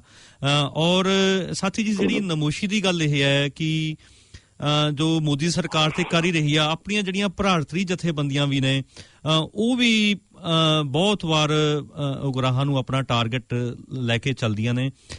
ਸਾਨੂੰ ਇਹਦਾ ਲੱਗਦਾ ਵੀ ਇਹ ਗੱਲਬਾਤ ਬਿਲਕੁਲ ਸਹੀ ਨਹੀਂ ਹੈ। ਉਹਨਾਂ ਦੇ ਫੈਸਲੇ ਚਾਹੇ ਉਹ ਤਾਲਮੇਲ ਨਾਲ ਚੱਲ ਰਹੇ ਨੇ, ਉਹਨਾਂ ਦਾ ਹਰ ਇੱਕ ਫੈਸਲਾ ਜਿਹੜਾ ਸੀਗਾ ਹੁਣ ਤੱਕ ਉਹ ਸਾਨੂੰ ਸਹੀ ਲੱਗਿਆ। ਜਿਵੇਂ ਹੁਣ ਖਾਸ ਕਰਕੇ ਮਨੁੱਖੀ ਅਧਿਕਾਰਾਂ ਦਾ ਦਿਨ ਸੀਗਾ, ਉਦੋਂ ਉਹਨਾਂ ਨੇ ਜਿਹੜੇ ਸਾਡੇ ਜਿਹੜੇ ਮਨੁੱਖੀ ਅਧਿਕਾਰਾਂ ਦੇ ਨੁਮਾਇੰਦੇ ਨੇ ਆਪਣੇ ਕੀ ਨਾਮ ਉਹਨਾਂ ਦਾ, ਅਪਾਹਜ ਨੇ ਜਿਹੜੇ ਡਾਕਟਰ ਸਾਈਂ ਬਾਬਾ ਹਾਂਜੀ ਸਾਈਂ ਬਾਬਾ, ਉਸ ਤੋਂ ਬਾਅਦ ਗੌਤਮ ਨਵਲਖਾ, ਲੰਬੀ ਆ ਬਹੁਤ ਲਿਸਟ, ਉਹਦੇ ਵਿੱਚ ਨੌਜਵਾਨ ਕੁੜੀਆਂ ਵੀ ਨੇ JNU ਤੋਂ, ਤੇ ਉਹਨਾਂ ਦੇ ਪੋਸਟਰ ਉਹਨਾਂ ਨੇ ਦਿਖਾਏ ਤੇ ਉਹਦਾ ਇੱਕ ਤਰ੍ਹਾਂ ਦਾ ਵਿਰੋਧ ਹੋਇਆ। ਇਕੱਲੀ ਇੱਕ ਨਹੀਂ ਜੀ ਇਹ ਐਗਜ਼ਾਮਪਲ, ਬਹੁਤ ਵਾਰੀ ਜਿਹੜਾ ਉਗਰਾਹਾਂ ਦਾ ਵਿਰੋਧ ਹੁੰਦਾ ਵੱਖਰੇ ਲੈਵਲ ਦੇ ਉੱਪਰ। ਤੁਸੀਂ ਇੱਕ ਵੱਖਰੀ ਜਥੇਬੰਦੀ ਦੇ ਹੋਣ ਦੇ ਬਾਵਜੂਦ ਤੁਸੀਂ ਇਹਦੇ ਬਾਰੇ ਕੀ ਵਿਚਾਰ ਰੱਖਦੇ ਜੇ? ਦੇਖੋ ਜੀ, ਮੈਂ ਕੰਮ ਕਰ ਰਿਹਾ ਭਾਰਤੀ ਕਿਸਾਨ ਏਕਤਾ ਡਕੌਂਦਾ ਦੇ ਵਿੱਚ ਜੀ। ਭਾਰਤੀ ਕਿਸਾਨ ਯੂਨੀਅਨ ਏਕਤਾ ਉਗਰਾਹਾਂ ਦੇ ਨਾਲ ਵਿਚਾਰਾਂ ਦਾ ਥੋੜਾ ਮਤਭੇਦ, ਥੋੜਾ ਜੀ ਛੋਟਾ ਜਿਹਾ, ਜਿਹਦੇ ਕਰਕੇ ਇੱਕ ਜਥੇਬੰਦੀ ਨਹੀਂ ਹੋਈ, ਦੋ ਜਥੇਬੰਦੀਆਂ ਨੇ, ਦੋਨੇ ਆਪਣੇ ਫਰੰਟ ਤੇ ਕੰਮ ਕਰ ਰਹੀਆਂ ਨੇ। ਘੱਟੋ ਘੱਟ ਜਿੱਥੇ ਸਾਂਝ ਸਾਡੀ ਰਲਦੀ ਉੱਥੇ ਸਾਰੇ ਮੁੱਦਿਆਂ ਤੇ ਅਸੀਂ ਸਾਂਝਾ ਲੜੇ ਜੀ। ਮਨਜੀਤ ਧਨੇਰ ਦੀ ਰਿਹਾਈ ਦੇ ਸੰਬੰਧ ਦੇ ਵਿੱਚ ਜੀ ਮੈਂ ਬੜਾ ਪ੍ਰਭਾਵਿਤ ਹੋਇਆ BKU ਉਗਰਾਹਾਂ ਤੋਂ, ਉਹਨਾਂ ਦੀ ਲੀਡਰਸ਼ਿਪ ਤੋਂ, ਉਹਨਾਂ ਦੀ ਵਿਚਾਰਧਾਰਾ ਤੋਂ। ਮੈਂ ਬੜੀ ਰੱਜ ਕੇ ਸਿਫਤ ਕੀਤੀ ਕਿ ਮਨਜੀਤ ਧਨੇਰ ਦੀ ਰਿਹਾਈ ਲਈ ਜਿੰਨਾ ਜਜ਼ਬੇ ਤੇ ਮਨ ਦੇ ਨਾਲ BKU ਉਗਰਾਹਾਂ ਲੜੀ, ਉਹ ਸਿਫਤ ਦੇ ਕਾਬਿਲ ਜੀ। ਜਦੋਂ ਉੱਧਰੋਂ ਸੱਟ ਵੱਜਦੀ ਹੈ ਨਾ, ਤਾਂ ਜਿਹੜਾ ਸਾਰਿਆਂ ਤੋਂ ਉੱਚਾ ਉਹਦੇ ਸਿਰ 'ਚ ਪਹਿਲੋਂ ਵੱਜਦੀ ਹੈ, ਨੀਵੇਂ ਦੇ ਬਾਅਦ 'ਚ ਵੱਜਦੀ, ਸਾਰਿਆਂ ਤੋਂ ਨੀਵੇਂ ਵਾਲਾ ਕਈ ਵਾਰ ਬਚ ਵੀ ਜਾਂਦਾ। ਹਾਂਜੀ ਹਾਂਜੀ। ਮੈਨੂੰ ਇਹ ਮੰਨਣ ਦੇ ਵਿੱਚ ਕੋਈ ਕਤਾਈ ਨਹੀਂ ਕਿ ਅੱਜ ਟੌਪ ਦੀਆਂ ਜਥੇਬੰਦੀਆਂ ਚੋਂ ਪੰਜਾਬ ਦੇ ਵਿੱਚ 1 ਨੰਬਰ ਤੇ ਭਾਰਤੀ ਕਿਸਾਨ ਯੂਨੀਅਨ ਏਕਤਾ ਉਗਰਾਹਾਂ ਜੀ, ਤੇ 2 ਨੰਬਰ ਤੇ ਭਾਰਤੀ ਕਿਸਾਨ ਏਕਤਾ ਡਕੌਂਦਾ ਜੀ। ਡਕੌਂਦਾ ਨਾਲੋਂ ਅੱਜ BKU ਏਕਤਾ ਉਗਰਾਹਾਂ ਦਾ ਕੰਮ ਵੀ ਚੋਖਾ ਹੈ, ਉਹਨਾਂ ਕੋਲ ਜਨਤਾ ਵੀ ਜ਼ਿਆਦੀ, ਉਹਨਾਂ ਦਾ ਵੱਧ ਜ਼ਿਲ੍ਹਿਆਂ 'ਚ ਕੰਮ ਹੈ। ਇਹਦੇ 'ਚ ਬਿਲਕੁਲ ਇਹ ਠੀਕ ਗੱਲ ਏ ਤੇ ਸਾਨੂੰ ਇਮਾਨਦਾਰੀ ਨਾਲ ਇਹਦੀ ਸਿਫਤ ਕਰਨੀ ਚਾਹੀਦੀ। ਬਿਲਕੁਲ।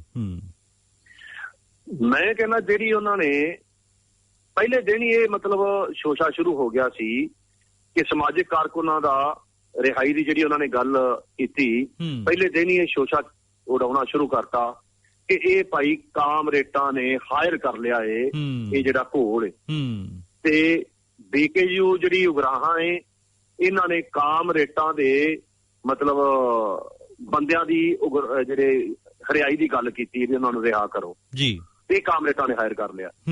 ਮੈਂ ਕਿ ਬੇਨਤੀ ਕਰਨਾ ਕਿ ਹਾਇਰ ਕਰ ਲਿਆ ਮਤਲਬ ਉੱਤੇ ਕਬਜ਼ਾ ਕਰ ਲਿਆ।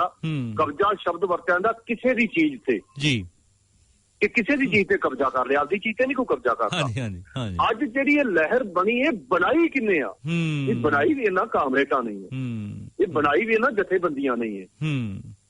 ਸੋ ਕਬਜ਼ਾ ਤਾਂ ਕਰੇ ਜੇ ਕਿਸੇ ਹੋਰ ਨੇ ਬਣਾ ਕੇ ਰੱਖੀ ਤੇ ਉਗਰਾਹਾਂ ਨੇ ਜਾ ਕੇ ਕਬਜ਼ਾ ਕਰ ਲਿਆ, ਨਹੀਂ। ਸਮੇਤ ਉਗਰਾਹਾਂ ਇਹ ਸਾਰਾ ਕੁਝ ਸਾਰਾ ਇਹਨਾਂ ਜਥੇਬੰਦੀਆਂ ਦੀ ਦੇਣ ਹੈ। ਪਿਛਲੇ 40 ਸਾਲਾਂ ਦੀ ਲੜਾਈ ਏ, 40 ਸਾਲਾਂ ਦਾ ਵਰਕ ਏ, 40 ਸਾਲਾਂ ਦੀ ਮਿਹਨਤ ਏ, ਜਿਹਨੇ ਅੱਜ ਇਹ ਇਕੱਠ ਬਣਾ ਕੇ ਖੜਾ ਕੀਤਾ ਹੈ। ਇਹ ਕੋਈ ਇਕੱਲੇ ਕਾਨੂੰਨਾਂ ਆਉਣ ਨਾਲ ਨਹੀਂ ਬਣ ਗਿਆ, ਇਹ ਦੀਵਾ ਬਾਲ ਕੇ ਰੱਖਿਆ, ਇਹ ਅੱਗ ਬਾਲ ਕੇ ਰੱਖੀ, ਇਹਦੇ ਤੇ ਕੰਮ ਕਰਦੇ, ਜਿਹਦੀ ਵਜ੍ਹਾ ਨਾਲ ਅੱਜ ਇਹ ਇਕੱਠ ਹੈ। ਸੋ ਕਿਸੇ ਦੇ ਇਕੱਠ ਤੇ ਨਹੀਂ ਜਾ ਕੇ ਕਬਜ਼ਾ ਕੀਤਾ, ਆਪਦਾ ਪੈਦਾ ਕੀਤਾ, ਤੇ ਆਪਦੇ ਪੈਦਾ ਕੀਤੇ ਤੇ ਕਬਜ਼ਾ ਨਹੀਂ ਹੁੰਦਾ, ਆਪਦਾ ਪੈਦਾ ਵਰਤਿਆ ਜਾਂਦਾ। ਇਹ ਸ਼ਬਦ ਕਿਹਾ ਜਾ ਸਕਦਾ ਹੈ ਕਿ ਇਸ ਇਕੱਠ ਨੂੰ ਉਗਰਾਹਾਂ ਨੇ ਉਹਨਾਂ ਦੀ ਰਿਹਾਈ ਲਈ ਵਰਤ ਲਿਆ।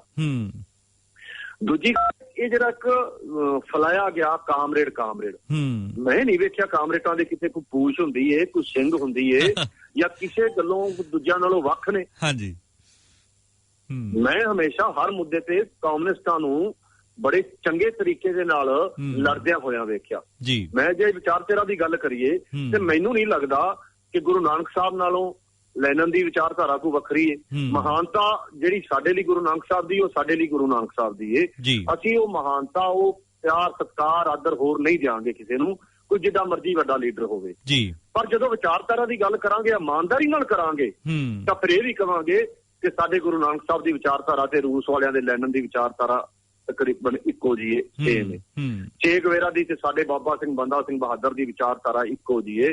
ਅਸੀਂ ਉਹਨਾਂ ਨੂੰ ਇੱਕੋ ਜਿਹਾ ਪਿਆਰ ਸਤਿਕਾਰ ਦੇ ਸਕਦੇ ਹਾਂ, ਦਿੱਤਾ ਜਾਣਾ ਚਾਹੀਦਾ ਜੀ। ਜਿਹੜੇ ਲੋਕ ਇਹ ਕਹਿ ਰਹੇ ਨੇ ਕਿ ਇਹਨਾਂ ਦੀ ਇੱਕ ਟੁੱਚਰ ਜਿਹਾ ਕੋਈ ਪੱਤਰਕਾਰ ਸੀ ਉਹ ਬੜਾ ਕਹਿ ਰਿਹਾ ਸੀ ਆ ਮਾਤਾ ਵੇਖੋ ਜੀ ਇਹ ਆ ਕਿਸਾਨ ਨੇ ਜਿਨ੍ਹਾਂ ਦੇ ਬੈਨਰ ਫੜੇ ਨੇ, ਬੜਾ ਬਕਵਾਸ ਜਿਹਾ ਕਰਦਾ ਪਿਆ ਸੀ। ਮੈਂ ਬੇਨਤੀ ਇਹ ਕਰਨਾ ਕਿ ਪਹਿਲਾਂ ਜਾਣ ਲਿਆ ਜਾਵੇ ਕਿ ਜਿਨ੍ਹਾਂ ਦੀ ਰਿਹਾਈ ਦੀ ਗੱਲ ਹੋ ਰਹੀ ਹੈ ਲੋਕ ਕੌਣ ਨੇ। ਇੱਕ ਸ਼ਬਦ ਹੈ ਕਿ ਦੁਸ਼ਮਣ ਦਾ ਦੁਸ਼ਮਣ ਤੁਹਾਡਾ ਦੋਸਤ ਹੁੰਦਾ ਹੈ, ਇਹ ਗੱਲ ਮੰਨੋਗੇ ਕਿ ਦੁਸ਼ਮਣ ਦਾ ਦੁਸ਼ਮਣ ਤੁਹਾਡਾ ਦੋਸਤ ਹੁੰਦਾ ਹੈ, ਕਿਉਂਕਿ ਤੁਹਾਡਾ ਦੋ ਦਾ ਦੁਸ਼ਮਣ ਇੱਕ ਹੈ ਨਾ। ਪਹਿਲੀ ਗੱਲ ਤਾਂ ਵਰਵਰਾ ਰਾਓ, ਭਾਰਦਵਾਜ, ਗੌਤਮ ਨਵਲਖਾ, ਅਰੁਣ ਫਰੇਰਾ, ਆਪਣਾ ਦੂਜਾ GN ਸਾਈਂ ਬਾਬਾ, ਇਹਨਾਂ ਤੇ ਕੇਸ ਕੀ ਪਾਇਆ ਹੈ ਕਿ ਮੋਦੀ ਨੂੰ ਮਾਰਨਾ ਚਾਹੁੰਦੇ ਸੀ। ਪਹਿਲੀ ਗੱਲ ਤਾਂ 89 ਸਾਲ ਦੇ ਮੈਂ ਤਕਰੀਬਨ ਸਾਰਿਆਂ ਨੂੰ ਮਿਲ ਚੁੱਕਾ, ਸੁਦਾ ਭਾਰਦਵਾਜ, GN ਸਾਈਂ ਬਾਬਾ ਨੂੰ ਮੈਂ ਮਿਲ ਚੁੱਕਾ। ਇੱਕ ਲਾਠੀ ਚਾਰਜ ਤੇ ਮੇਰੀ GN ਸਾਈਂ ਬਾਬਾ ਨਾਲ ਗੱਲ ਵੀ ਹੋਈ। ਮੈਂ ਕਿਹਾ ਵੀ ਪ੍ਰੋਫੈਸਰ ਸਾਹਿਬ ਗੁੱਸਾ ਨਹੀਂ ਆਉਂਦਾ? ਮੈਨੂੰ ਕਹਿੰਦਾ ਨਹੀਂ ਆਉਂਦਾ।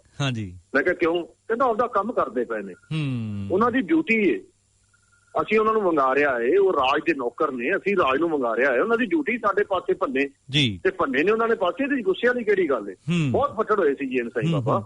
ਵਰਵਰਾ ਰਾਓ ਨੂੰ ਮੈਂ ਬੜਾ ਚੰਗੀ ਤਰ੍ਹਾਂ ਮਿਲਿਆ, ਮਤਲਬ ਇੰਨਾ ਮਹਾਨ ਮਨੁੱਖ ਵੀ ਸੱਚੀ ਪੁੱਚੀ ਮਹਾਨ ਜੇ, ਜਿੰਨਾ ਮਤਲਬ ਪਿਆਰਾ ਮਨੁੱਖ ਏ। ਮੈਂ ਉਹਨੂੰ ਬੜਾ ਮਤਲਬ ਇੱਕ ਖਾਸ ਕਿਸਮ ਦੀ ਸ਼ਖਸੀਅਤ ਦਾ ਮਾਲਕ ਏ ਵਰਵਰਾ ਰਾਓ। ਤਾਂ ਇਹ ਜਿਹੜੇ ਲੋਕ ਨੇ ਹੈ ਕੌਣ ਨੇ? ਕਹਿੰਦੇ ਜੀ ਮੋਦੀ ਨੂੰ ਮਾਰਨਾ ਚਾਹੁੰਦੇ ਨੇ। ਸੱਚੀ ਗੱਲ ਨਹੀਂ। 80 ਸਾਲ ਦੇ ਬਜ਼ੁਰਗ, 90% ਡਿਸੇਬਲ ਬੰਦੇ, ਔਰਤਾਂ, ਗੌਤਮ ਨਵਲਖਾ ਵਰਗੇ ਜਿਹੜੇ ਰਾਈਟਰ ਨੇ, ਜਿਹੜੇ ਮੇਰਾ ਖਿਆਲ ਮੱਛਰ ਮਾਰਨ ਲੱਗਿਆ ਵੀ ਸੋਚਦੇ ਹੋਣਗੇ ਵੀ ਮੇਰੇ ਹੱਥਾਂ ਨੂੰ ਖੂਨ ਨਾ ਲੱਗ ਜੇ। ਉਹਨਾਂ ਲੋਕਾਂ ਤੇ ਕਹਿੰਦੇ ਮੋਦੀ ਨੂੰ, ਮੈਂ ਕਹਿੰਦਾ ਵੀ ਜੇ ਸੱਚੀ ਮਾਰਨਾ ਵੀ ਚਾਹੁੰਦੇ ਹੋਣ ਤੇ ਫਿਰ ਸਗੋਂ ਸਤਿਕਾਰਯੋਗ ਨੇ, ਚੰਗੀ ਗੱਲ ਹੈ। ਫਿਰ ਤਾਂ ਸਾਨੂੰ ਸਗੋਂ ਜ਼ੋਰ ਨਾਲ ਉਹਨਾਂ ਦੀ ਰਿਹਾਈ ਦੀ ਗੱਲ ਕਰਨੀ ਚਾਹੀਦੀ ਜੇ ਮੋਦੀ ਨੂੰ ਮਾਰਨਾ ਚਾਹੁੰਦੇ ਤਾਂ, ਕਿਉਂਕਿ ਇਸ ਵਕਤ ਸਾਡਾ ਤਾਂ ਸਭ ਤੋਂ ਵੱਡਾ ਦੁਸ਼ਮਣ ਮੋਦੀ ਹੈ ਨਾ। ਤੇ ਜੇ ਵੀ ਮੋਦੀ ਨੂੰ ਮਾਰਨਾ ਚਾਹੁੰਦੇ ਨੇ ਇਹਨਾਂ ਦੀ ਰਿਹਾਈ ਦੀ ਗੱਲ ਕਰਨ ਚ ਮੁਸ਼ਕਲ ਕੀ ਹੈ? ਇੱਕ ਪੱਖ ਇਹ ਆ, ਦੂਜਾ ਪੱਖ ਕਿ ਉਹਨਾਂ ਮਨੁੱਖਾਂ ਬਾਰੇ ਜਾਣ ਤਾਂ ਲਿਆ ਜਾਵੇ ਕੌਣ ਨੇ ਪਿਛਲੇ 40 ਸਾਲਾਂ ਤੋਂ ਮੈਦਾਨ ਦੇ ਵਿੱਚ ਨੇ। ਕੀ ਵਰਵਰਾ ਰਾਓ ਦੀ ਲੜਾਈ ਕਿਸਾਨੀ ਦੀ ਲੜਾਈ ਨਹੀਂ? ਕੀ ਸੁਦਾ ਭਾਰਦਵਾਜ ਦੀ ਲੜਾਈ ਕਿਸਾਨੀ ਦੀ ਲੜਾਈ ਨਹੀਂ? ਜਿਹੜਾ ਇਹ ਆਪਣਾ ਗੌਤਮ ਨਵਲਖਾ ਹੈ, ਕੀ ਇਹਦੀ ਲੜਾਈ ਕਿਸਾਨੀ ਦੀ ਲੜਾਈ ਨਹੀਂ? ਸਾਡੇ ਨਾਲ ਤਾਂ ਕਈ ਸੰਘਰਸ਼ਾਂ ਚੋਂ ਪੰਜਾਬ ਆ ਕੇ ਕਿੰਨੀ ਦੇਰ ਰਿਹਾ। ਬਿਲਕੁਲ। ਆਪਣਾ ਦੂਜਾ ਵਰਵਰਾ ਰਾਓ ਨੇ, ਵਰਵਰਾ ਰਾਓ ਕਿੰਨੀ ਵਾਰ ਪੰਜਾਬ ਚ ਸਾਡੇ ਕਿਸਾਨੀ ਸੰਘਰਸ਼ਾਂ ਦੇ ਵਿੱਚ ਆ ਕੇ ਬੋਲ ਕੇ ਗਏ ਨੇ। ਤਾਂ ਕਿਸਾਨ ਆਗੂ ਨੇ ਤਾਂ ਇੱਕ ਦਿਨ ਮਨੁੱਖੀ ਅਧਿਕਾਰਾਂ ਦੀ ਰਾਖੀ ਦਾ ਦਿਨ, ਤਾਂ ਉਸ ਸਮੇਂ ਤੇ ਸਾਡੇ ਉਹਨਾਂ ਮਹਾਨ ਜਿਹੜੀਆਂ ਸ਼ਖਸੀਅਤਾਂ ਨੇ ਜਿਹੜੀਆਂ ਕਿਸਾਨੀ ਦੇ ਹੱਕ ਚ ਨੇ, ਮਜ਼ਦੂਰਾਂ ਦੇ ਹੱਕ ਚ ਨੇ, ਸਾਡੇ ਡੈਮੋਕ੍ਰੈਟਿਕ ਰਾਈਟਸ ਦੇ ਹੱਕ ਨੇ, ਸਾਡੇ ਮਨੁੱਖੀ ਅਧਿਕਾਰਾਂ ਦੇ ਹੱਕ ਚ ਨੇ, ਤਾਂ ਉਹਨਾਂ ਦੇ ਉੱਤੇ ਜਦੋਂ ਗੈਰ ਮਨੁੱਖੀ ਜਿਹੜੇ ਨੇ, ਕੀ ਉਹਨੂੰ ਕਵਾਂਗੇ ਆਪਾਂ, ਤਸ਼ੱਦਦ ਜਿਹੜੇ ਨੇ ਉਹ ਹੱਥ ਤਸ਼ੱਦਦ ਕੀਤਾ ਜਾ ਰਿਹਾ ਹੈ, ਤਾਂ ਅਸੀਂ ਉਹਨਾਂ ਦੀ ਗੱਲ ਕਿਉਂ ਨਹੀਂ ਕਰਾਂਗੇ? ਇਸ ਕਰਕੇ ਕਿ ਕਮਿਊਨਿਸਟ ਨੇ, ਇਸ ਕਰਕੇ ਕਿ ਉਹਨਾਂ ਤੇ ਮਾਓਵਾਦੀ ਹੋਣ ਦਾ ਠੱਪਾ ਲੱਗਾ। ਮਾਓਵਾਦੀ ਹੋਣ ਦਾ ਠੱਪਾ ਤਾਂ ਕੱਲ ਨੂੰ ਸਾਡੀ ਸਾਰੀ ਜਿਹੜਾ 5.5 ਲੱਖ ਫੋਰਸ ਖੜੀ ਇਹਦੇ ਤੇ ਵੀ ਲਾਉਣ ਨੂੰ ਤਿਆਰ ਨੇ ਜੀ। ਅੱਜ ਨਹੀਂ ਤੇ ਕੱਲ ਸਾਡੀ ਇਹ 5.5 ਲੱਖ ਜਿਹੜੀ ਫੋਰਸ ਹੈ ਇਹਨਾਂ ਤੇ ਵੀ ਉਹ ਮਾਓਵਾਦੀ ਇਹਨਾਂ ਨੂੰ ਕਹਿਣ ਨੂੰ ਤਿਆਰ ਨੇ ਕਿ ਮਾਓਵਾਦੀ ਨੇ, ਤੇ ਕੀ ਫਿਰ ਕੱਲ ਨੂੰ ਅਸੀਂ ਆਪਦੀ ਗੱਲ ਕਰਨੋਂ ਹਟ ਜਾਵਾਂਗੇ? ਤਾਂ ਠੱਪਾ ਲਾਇਆ ਹੈ ਮਾਓਵਾਦੀਆਂ ਦਾ, ਤੇ ਸਾਡੇ ਮਨੁੱਖੀ ਅਧਿਕਾਰਾਂ ਦਾ ਘਾਣ ਕਿਵੇਂ ਹੋ ਰਿਹਾ? GN ਸਾਈਂ ਬਾਬਾ 90% ਡਿਸੇਬਲ ਬੰਦੇ ਨੇ, ਇੱਕ ਵੀ ਪ੍ਰੂਫ ਨਹੀਂ ਉਹਨਾਂ ਦੇ ਖਿਲਾਫ। ਇੱਕ ਗੰਦੀ ਜੀ ਚਿੱਠੀ ਜਿਹੜੀ ਆਪ ਬਣਾਈ ਹੋਈ ਹੈ, ਤੇ ਪਿਛਲੇ 50 ਸਾਲਾਂ ਤੋਂ ਉਹਨਾਂ ਨੂੰ ਜ਼ਮਾਨਤ ਨਹੀਂ ਮਿਲ ਰਹੀ, ਜਦੋਂ ਕਿ ਉਹਨਾਂ ਦੇ ਸਮੇਂ ਤੇ ਇਦੋਂ ਵੱਧ ਗੰਭੀਰ ਇਲਜ਼ਾਮਾਂ ਵਾਲੇ ਹਜ਼ਾਰਾਂ ਲੱਖਾਂ ਲੋਕਾਂ ਦੀਆਂ ਜ਼ਮਾਨਤਾਂ ਹੋ ਗਈਆਂ। ਵਰਵਰਾ ਰਾਓ ਨੇ ਹੁਣ ਉਹਨਾਂ ਦੇ ਹੱਥ ਨਹੀਂ ਕੰਮ ਕਰ ਰਹੇ, ਉਹ ਚਾਹ ਤੇ ਦੁੱਧ ਨਹੀਂ, ਪਾਣੀ ਨਹੀਂ ਪਾ ਰਹੇ, ਹੱਥ ਕੰਬਦੇ ਨੇ ਉਹਨਾਂ ਦੇ। ਇੱਕ ਸਿਫਰ ਮੰਗਿਆ ਕਿ ਮੈਨੂੰ ਸਿਫਰ ਦਿੱਤਾ ਜਿਹੜਾ ਅਸੀਂ ਆਪਦੇ ਬੱਚਿਆਂ ਨੂੰ ਦਿੰਦੇ ਆ ਵੀ ਬੱਚੇ ਉੱਤੇ ਨਾ ਡੋਲ ਲੈਣ ਦੁੱਧ। ਹਾਂਜੀ ਮੈਂ ਸਮਝ ਗਿਆ ਜੀ। ਤਾਂ ਉਹਦੀ ਤਰੀਕ ਪਾਤੀ, 15 ਦਿਨਾਂ ਦੀ ਤਰੀਕ ਪਾਤੀ ਕਿ 15 ਦਿਨਾਂ ਨੂੰ ਦੱਸਾਂਗੇ ਕਿ ਸਿਫਰ ਦੇਣਾ ਹੈ ਕਿ ਨਹੀਂ। ਕਿ ਉਹਦਾ ਮਨੁੱਖ ਦਾ ਅਧਿਕਾਰ ਨਹੀਂ ਕਿ ਉਹ ਚਾਹ ਪਾਣੀ ਨਹੀਂ ਪੀ ਰਿਹਾ ਤੇ ਉਹਨੂੰ ਇੱਕ ਭਾਂਡਾ ਹੀ ਦੇ ਦਿੱਤਾ ਜਾਵੇ। ਤਾਂ ਇੱਕ ਮਨੁੱਖ ਨੂੰ ਭਾਂਡਾ ਦੇਣ ਵਾਸਤੇ 15 ਦਿਨਾਂ ਦੀਆਂ ਸਾਲ ਤੋਂ ਤਰੀਕਾ ਪਾ ਰਹੇ ਨੇ, ਉਹਨੂੰ ਇੱਕ ਭਾਂਡਾ ਨਹੀਂ ਦਿੱਤਾ ਜਾ ਰਿਹਾ। ਮੱਛਰ ਦੇ ਵਿੱਚ ਸਾਡੇ ਸਾਥੀਆਂ ਨੂੰ ਰੱਖਿਆ, ਅਰੁਣ ਫਰੇਰਾ ਉਹਨੂੰ ਕਰੰਟ ਤੱਕ ਲਾਇਆ ਰਾਈਟਰ। ਤਾਂ ਜਿਹੜੇ ਲੋਕ ਸਾਡੇ ਹੱਕਾਂ ਦੀ, ਕਿਸਾਨਾਂ ਦੇ ਹੱਕਾਂ ਦੀ ਗੱਲ ਕਰਦੇ ਨੇ, ਮਜ਼ਦੂਰਾਂ ਦੇ ਹੱਕਾਂ ਦੀ ਗੱਲ ਕਰਦੇ ਨੇ, ਸਾਡੀ ਖੇਤੀ ਦੀ ਗੱਲ ਕਰਦੇ ਨੇ, ਖੇਤੀ ਮੰਡੀ ਨੂੰ ਬਰਕਰਾਰ ਰੱਖਣ ਦੀ ਗੱਲ ਕਰਦੇ ਨੇ, ਉਹਨਾਂ ਦੀ ਰਿਹਾਈ ਦੀ ਗੱਲ ਕਰਨਾ ਸਾਡਾ ਫਰਜ਼ ਏ, ਸਾਡਾ ਧਰਮ ਏ। BKG ਉਗਰਾਹਾਂ ਨੇ ਇਹ ਕਰਕੇ ਆਪਦਾ ਧਰਮ ਤੇ ਆਪਦਾ ਫਰਜ਼ ਪੂਰਾ ਕੀਤਾ ਏ। ਇਹਦੇ ਤੇ ਕਿਸੇ ਨੂੰ ਕੋਈ ਤਕਲੀਫ ਨਹੀਂ ਹੋਣੀ ਚਾਹੀਦੀ। ਜੇ ਕਿਸੇ ਨੂੰ ਕੋਈ ਤਕਲੀਫ ਹੈ ਜਾਂ ਤਾਂ ਉਹ ਨਾ ਸਮਝੇ, ਜਿਹੜਾ ਨਾ ਸਮਝੇ ਉਹ ਇਹਨਾਂ ਲੋਕਾਂ ਬਾਰੇ ਜਾਣ ਲਵੇ ਤੇ ਉਹਦੀ ਸਮਝ ਜਿਹੜੀ ਬਣ ਜਾਵੇਗੀ ਤੇ ਉਹ ਵਿਰੋਧ ਨਹੀਂ ਕਰੇਗਾ। ਦੂਜਾ ਤਬਕਾ ਬੇਈਮਾਨ ਏ, ਚੋਰ ਏ, ਠੱਗ ਏ, ਸਰਕਾਰ ਪੱਖੀ ਏ, ਜਿਹੜਾ ਇਹਨਾਂ ਲੋਕਾਂ ਦੀ ਰਿਹਾਈ ਦੀ ਗੱਲ ਨੂੰ ਕਿਸਾਨੀ ਤੋਂ ਤੋੜ ਕੇ ਵੇਖਦਾ। ਬਿਲਕੁਲ ਕਿਸਾਨੀ ਸੰਘਰਸ਼ ਤੋਂ ਤੋੜ ਕੇ ਇਹਨਾਂ ਨੂੰ ਨਹੀਂ ਵੇਖਿਆ ਜਾਣਾ ਚਾਹੀਦਾ, ਨਹੀਂ ਵੇਖਿਆ ਜਾ ਸਕਦਾ ਤੇ ਨਾ ਹੀ ਅਸੀਂ ਇਹਨੂੰ ਵੇਖਾਂਗੇ। ਇਹ ਸਾਡੀ ਲੜਾਈ ਦਾ ਹਿੱਸਾ ਹੈ। ਉਹ ਮਨੁੱਖ ਨੇ ਉਹ ਬਾਹਰ ਹੋਣੇ ਹੀ ਚਾਹੀਦੇ ਨੇ, ਜਨਤਾ ਦੇ ਵਿੱਚ ਵਿਚਰਨਾ ਚਾਹੀਦਾ। ਕਿਸਾਨੀ ਲਈ ਲੜਦੇ ਨੇ, ਕਿਸਾਨੀ ਲਈ ਲੜਨਗੇ, ਸਾਡੇ ਕਿਸਾਨੀ ਦੇ ਘੋਲ ਨੂੰ ਬਲ ਮਿਲੇਗਾ। ਸਾਡੇ ਜਿਹੜਾ ਕਿਸਾਨੀ ਦਾ ਜੋ ਘੋਲ ਅਸੀਂ ਲੜ ਰਹੇ ਹਾਂ ਇਹਨੂੰ ਹੋਰ ਤਾਕਤ ਮਿਲੇਗੀ ਤਾਂ ਅਸੀਂ ਬਿਹਤਰ ਢੰਗ ਨਾਲ ਲੜ ਸਕਾਂਗੇ। ਇਸ ਕਰਕੇ ਵੀ ਲੋੜ ਹੈ। ਇੱਕ ਖਾਸ ਦਿਨ ਸੀ ਕਿਸਾਨੀ ਮਨੁੱਖ ਦੇ ਅਧਿਕਾਰਾਂ ਦਾ ਰਾਖੀ ਦਾ ਦਿਨ ਸੀ, ਉਸ ਦਿਨ ਵੱਧ ਲੋੜ ਸੀ ਕਿ ਇਹਨਾਂ ਦੀ ਗੱਲ ਕੀਤੀ ਜਾਵੇ ਕਿਉਂਕਿ ਉਹਨਾਂ ਦੇ ਮਨੁੱਖੀ ਅਧਿਕਾਰਾਂ ਦਾ ਘਾਣ ਹੋ ਰਿਹਾ। ਜੀ ਬਿਲਕੁਲ ਬਿਲਕੁਲ ਸਾਥੀ ਜੀ, ਅਸੀਂ ਚਾਹਾਂਗੇ ਕਿ ਅਗਲੇ ਹਫ਼ਤੇ ਵੀ ਤੁਸੀਂ ਕਿਉਂਕਿ ਜਿਹੜੇ ਇਹ ਕਾਲੇ ਕਾਨੂੰਨ ਨੇ ਉਹਦੇ ਵਿੱਚ ਜਿਵੇਂ ਸਟੋਰੇਜ ਦਾ ਵੱਡੀ ਪੱਧਰ ਉੱਪਰ ਸਟੋਰੇਜ ਦਾ ਜਿਹੜਾ ਇੱਕ ਮਸਲਾ ਹੈ, ਹੋਰ ਵੀ ਉਹਦੇ 'ਚ ਹੈਗੇ ਨੇ। ਬਿਲਕੁਲ ਖਾਸ ਕਰਕੇ ਜਿਵੇਂ ਤੁਸੀਂ ਇੱਕ ਸੌਖੀ ਭਾਸ਼ਾ ਦੇ ਵਿੱਚ ਸਰੋਤਿਆਂ ਦੇ ਨਾਲ ਗੱਲ ਕਰਦੇ ਜੇ, ਅਸੀਂ ਚਾਹਾਂਗੇ ਕਿ ਅਗਲੇ ਹਫ਼ਤੇ ਅਸੀਂ ਇਸੇ ਗੱਲਬਾਤ ਨੂੰ ਜਾਰੀ ਰੱਖੀਏ ਕਿਉਂਕਿ ਆਪਣਾ ਟਾਈਮ ਬਿਲਕੁਲ ਹੋ ਚੁੱਕਿਆ ਆ। ਬਿਲਕੁਲ ਸਰੋਤਿਆਂ ਨਾਲ ਵਾਅਦਾ ਕਰਦੇ ਹਾਂ ਵੀ ਸਾਥੀ ਜੀ ਨੂੰ ਅਗਲੇ ਹਫ਼ਤੇ ਵੀ ਅਸੀਂ ਇਸ ਮਾਧਿਅਮ ਤੇ ਲੈ ਕੇ ਆਵਾਂਗੇ ਔਰ ਜਿਹੜੇ ਕਾਲੇ ਕਾਨੂੰਨਾਂ ਜਿਹੜੇ ਹੋਰ ਪੱਖ ਨੇ ਉਹਨਾਂ ਤੇ ਵੀ ਚਾਨਣਾ ਪਾਵਾਂਗੇ। ਤਾਂ ਸਾਥੀ ਜੀ, ਅਖੀਰ ਦੇ ਵਿੱਚ ਸੰਖੇਪ ਦੇ ਵਿੱਚ ਤੁਸੀਂ ਸਰੋਤਿਆਂ ਨੂੰ ਕੀ ਕਹਿਣਾ ਚਾਹੋਗੇ? ਤੁਸੀਂ ਜਿਹੜੇ ਵਿਦੇਸ਼ਾਂ 'ਚ ਬੈਠੇ ਲੋਕ ਜੋ ਮੈਂ ਹਮੇਸ਼ਾ ਜਦੋਂ ਵੀ ਕੋਈ ਬਾਹਰੋਂ ਫੋਨ ਆਉਂਦਾ ਮੈਂ ਇਹ ਕਹਿਣਾ ਕਿ ਤੁਸੀਂ ਸਾਡਾ ਫਿਕਰ ਕਰਦੇ ਨਾ ਪੰਜਾਬ ਦਾ, ਤਾਂ ਫਿਕਰ ਕਰਨਾ ਵੀ ਇੱਕ ਬੜੀ ਵੱਡੀ ਗੱਲ ਜੇ ਤੇ ਬੜੀ ਵੱਡੀ ਹੌਸਲੇ ਵਾਲੀ ਤੇ ਮਤਲਬ ਗਿਣਨਯੋਗ ਇੱਕ ਕੰਮ ਹੈ। ਸਿਰਫ ਜਦੋਂ ਤੁਸੀਂ ਪੰਜਾਬ ਬਾਰੇ ਸੋਚਦੇ ਤੇ ਕੱਲੀ ਸੋਚ ਨਹੀਂ ਰਹਿ ਜਾਂਦੀ, ਉਹ ਇੱਕ ਕੰਮ ਬਣ ਜਾਂਦਾ ਹੈ। ਤਾਂ ਪੰਜਾਬ ਬਾਰੇ ਤੁਸੀਂ ਸੋਚਦੇ ਰਹੋ, ਸਾਡੇ ਨਾਲ ਸਾਡਾ ਹੌਸਲਾ ਵਧਾਉਂਦੇ ਰਹੋ। ਅੱਜ ਜੇ ਰਾਖੀ ਦੀ ਗੱਲ ਏ ਤਾਂ ਮੈਂ ਇਹ ਬੇਨਤੀ ਕਰਨਾ ਕਿ ਅੱਜ ਸਾਡੀ ਜਿਹੜੀ ਲੜਾਈ ਏ ਅੱਜ ਗੁੱਗਲ ਖੇਤੀ ਕਾਨੂੰਨਾਂ ਤੱਕ ਸੀਮਤ ਨਹੀਂ ਰਹੇਗੀ। ਮੈਨੂੰ ਸੱਚੀ ਗੱਲ ਜੇ ਮੈਨੂੰ ਨਹੀਂ ਪਤਾ ਮੇਰੀ ਇਹ ਗੱਲ ਜ਼ਰੂਰੀ ਹੈ ਆ ਕਿ ਨਹੀਂ ਇਹ ਸੱਚੀ ਝੂਠੀ, ਮੈਂ ਇਹਨਾਂ ਕਾਨੂੰਨਾਂ ਦੇ ਨਾਲ ਦਿੱਲੀ ਲੜਦਿਆਂ ਹੋਇਆਂ ਮਹਿਸੂਸ ਕੀਤਾ ਕਿ ਯਾਰ ਸਾਡੇ ਤੋਂ ਕੀ ਕੁਝ ਖੋਹ ਕੇ ਰੱਖਿਆ ਹੋਇਆ ਸੀ ਇਹਨਾਂ ਨੇ। ਤਾਂ ਮੈਂ ਯਕੀਨ ਕਰੋ ਜਦੋਂ ਵਿਚਾਰਿਆ ਨਾ ਥੋੜਾ ਜਿਹਾ ਤੇ ਮੈਨੂੰ ਇਹ ਲੱਗਾ ਯਾਰ ਬਾਬੇ ਨਾਨਕ ਦੀ ਸਾਨੂੰ ਤਾਂ ਲੋੜ ਹੀ ਬੜੀ ਜ਼ਿਆਦੀ ਹੈ ਯਾਰ। ਬਿਲਕੁਲ ਸੱਚੀ ਮੈਂ ਕੋਈ ਇਹ ਨਹੀਂ ਸਿਰਫ ਕੋਈ ਰੱਬ 'ਚ ਮੇਰਾ ਬਹੁਤ ਜ਼ਿਆਦਾ ਵਿਸ਼ਵਾਸ ਮੈਂ ਵੀ ਨਹੀਂ ਰੱਖਦਾ ਕੋਈ ਉਸ ਤਰੀਕੇ ਨਾਲ ਰੱਬ ਦੇ ਵਿੱਚ, ਨਾ ਹੀ ਗੁਰੂ ਨਾਨਕ ਸਾਹਿਬ ਜੀ ਨੂੰ ਮੈਂ ਉਸ ਨਗਰ ਨਾ ਦੇਣਾ, ਪਰ ਜੋ ਜਿੰਨਾ ਕੋ ਉਹਨਾਂ ਨੇ ਵਿਚਾਰ ਸਾਨੂੰ ਦਿੱਤੇ ਨੇ ਮੈਨੂੰ ਸੱਚੀ ਲੱਗਾ ਜੋ ਵਿਚਾਰ ਸਾਡੇ ਕੋਲ ਇਨ ਬਿਨ ਉਹਨਾਂ ਦੇ ਸਮਝ ਅਨੁਸਾਰ ਹੋਵੇ ਤਾਂ ਸਾਡੀਆਂ ਲੜਾਈਆਂ ਸੌਖੀਆਂ ਹੋ ਸਕਦੀਆਂ ਨੇ। ਅਸੀਂ ਖੇਤੀ ਨੂੰ ਬਚਾ ਸਕਦੇ ਹਾਂ, ਅਸੀਂ ਮਨੁੱਖਤਾ ਨੂੰ ਬਚਾ ਸਕਦੇ ਹਾਂ। ਤਾਂ ਮੈਨੂੰ ਇੱਕ ਲੋੜ ਲੱਗੀ ਕਿ ਅੱਜ ਦੇ ਇਸ ਲੜਾਈ ਦੇ ਨਾਲ ਨਾਲ ਅਸੀਂ ਆਪਦਾ ਬਾਬਾ ਨਾਨਕ ਵੀ ਇਹਨਾਂ ਤੋਂ ਵਾਪਸ ਲੈਣਾ। ਜੀ ਬਿਲਕੁਲ। ਅਸੀਂ ਆਪਦਾ 10ਵੇਂ ਪਾਤਸ਼ਾਹ ਵੀ ਇਹਨਾਂ ਤੋਂ ਵਾਪਸ ਲੈਣਾ ਹੈ, ਅਸੀਂ ਬੰਦਾ ਸਿੰਘ ਬਹਾਦਰ ਵੀ ਇਹਨਾਂ ਤੋਂ ਵਾਪਸ ਲੈਣਾ ਹੈ। ਤੇ ਜਦੋਂ ਅਸੀਂ ਉਹ ਵਾਪਸ ਲੈ ਲਏ ਸਮੇਤ ਉਹਨਾਂ ਦੀ ਆਪਦੀ ਸਮਝ ਦੇ ਤਾਂ ਸਾਡਾ ਆਉਣ ਵਾਲਾ ਸਮਾਂ ਸੱਚਮੁੱਚ ਜਿਹੜਾ ਇਹ ਉਹਨਾਂ ਦੇ ਸਮਝ ਅਨੁਸਾਰ ਸਮਾਜਵਾਦ ਹੋਵੇਗਾ। ਲੋਕਾਂ ਦਾ ਰਾਜ ਲੋਕਾਂ ਲਈ, ਲੋਕਾਂ ਵੱਲੋਂ, ਲੋਕਾਂ ਵਾਸਤੇ ਹੀ ਹੋਵੇਗਾ। ਜੇ ਸਾਰਾ ਕੁਝ ਸਾਨੂੰ ਵਾਪਸ ਲੈ ਲਿਆ ਤਾਂ ਸਾਡੀ ਲੜਾਈ ਅੱਜ ਕੱਲੀ ਕੋਈ ਖੇਤੀ ਕਾਨੂੰਨਾਂ ਤੱਕ ਨਹੀਂ ਸੀਮਤ ਰਹੇਗੀ। ਸਾਡੀ ਹਰ ਚੀਜ਼ ਅਸੀਂ ਵਾਪਸ ਲੈਣੀ ਹੈ, ਜਿਹਦੇ 'ਚ ਜ਼ਮੀਨਾਂ ਵੀ ਨੇ ਤੇ ਜਿਹਦੇ 'ਚ ਸਾਡਾ ਬਾਬਾ ਨਾਨਕ ਵੀ ਹੈ ਤੇ ਸਾਡੇ 10ਵੇਂ ਪਾਤਸ਼ਾਹ ਵੀ ਨੇ।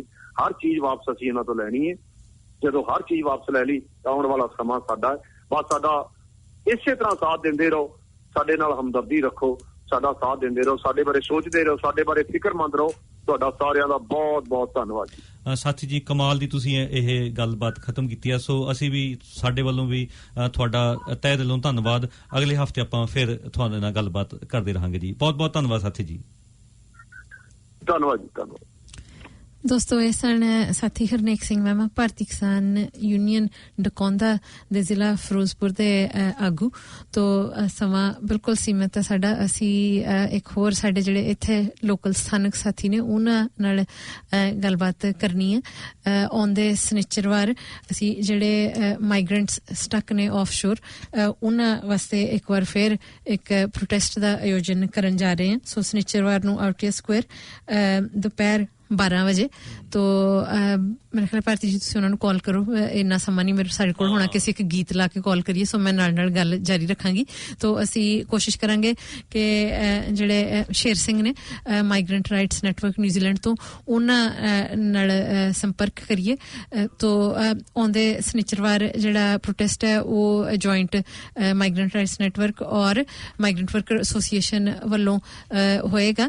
ਤੋ ਉਸ ਸਿਲਸਿਲੇ 'ਚ ਅਸੀਂ ਸ਼ੇਰ ਸਿੰਘ ਹੋਰਾਂ ਨਾਲ ਗੱਲਬਾਤ ਕਰਨ ਜਾ ਰਹੇ ਹਾਂ। ਉਸ ਤੋਂ ਇਲਾਵਾ ਬਿਲਕੁਲ ਸੰਖੇਪ ਰੂਪ ਵਿੱਚ ਬੀਤੇ ਕੱਲ ਜਿਹੜਾ ਅਸੀਂ ਇੱਥੇ ਰੋਸ ਪ੍ਰਦਰਸ਼ਨ ਕੀਤਾ ਉਹਦੀ ਵੀ ਅਸੀਂ ਗੱਲ ਕਰਾਂਗੇ, ਪਰ ਇਸ ਵਕਤ ਅਸੀਂ ਸ਼ੇਰ ਸਿੰਘ ਹੋਰਾਂ ਨੂੰ ਔਨ 에ਅਰ ਲੈਣ ਜਾ ਰਹੇ ਹਾਂ। ਸ਼ੇਰ ਸਿੰਘ ਵੀਰੇ, ਸਵਾਗਤ ਹੈ ਤੁਹਾਡਾ ਰੇਡੀਓ ਇਨਕਲਾਬ ਤੇ।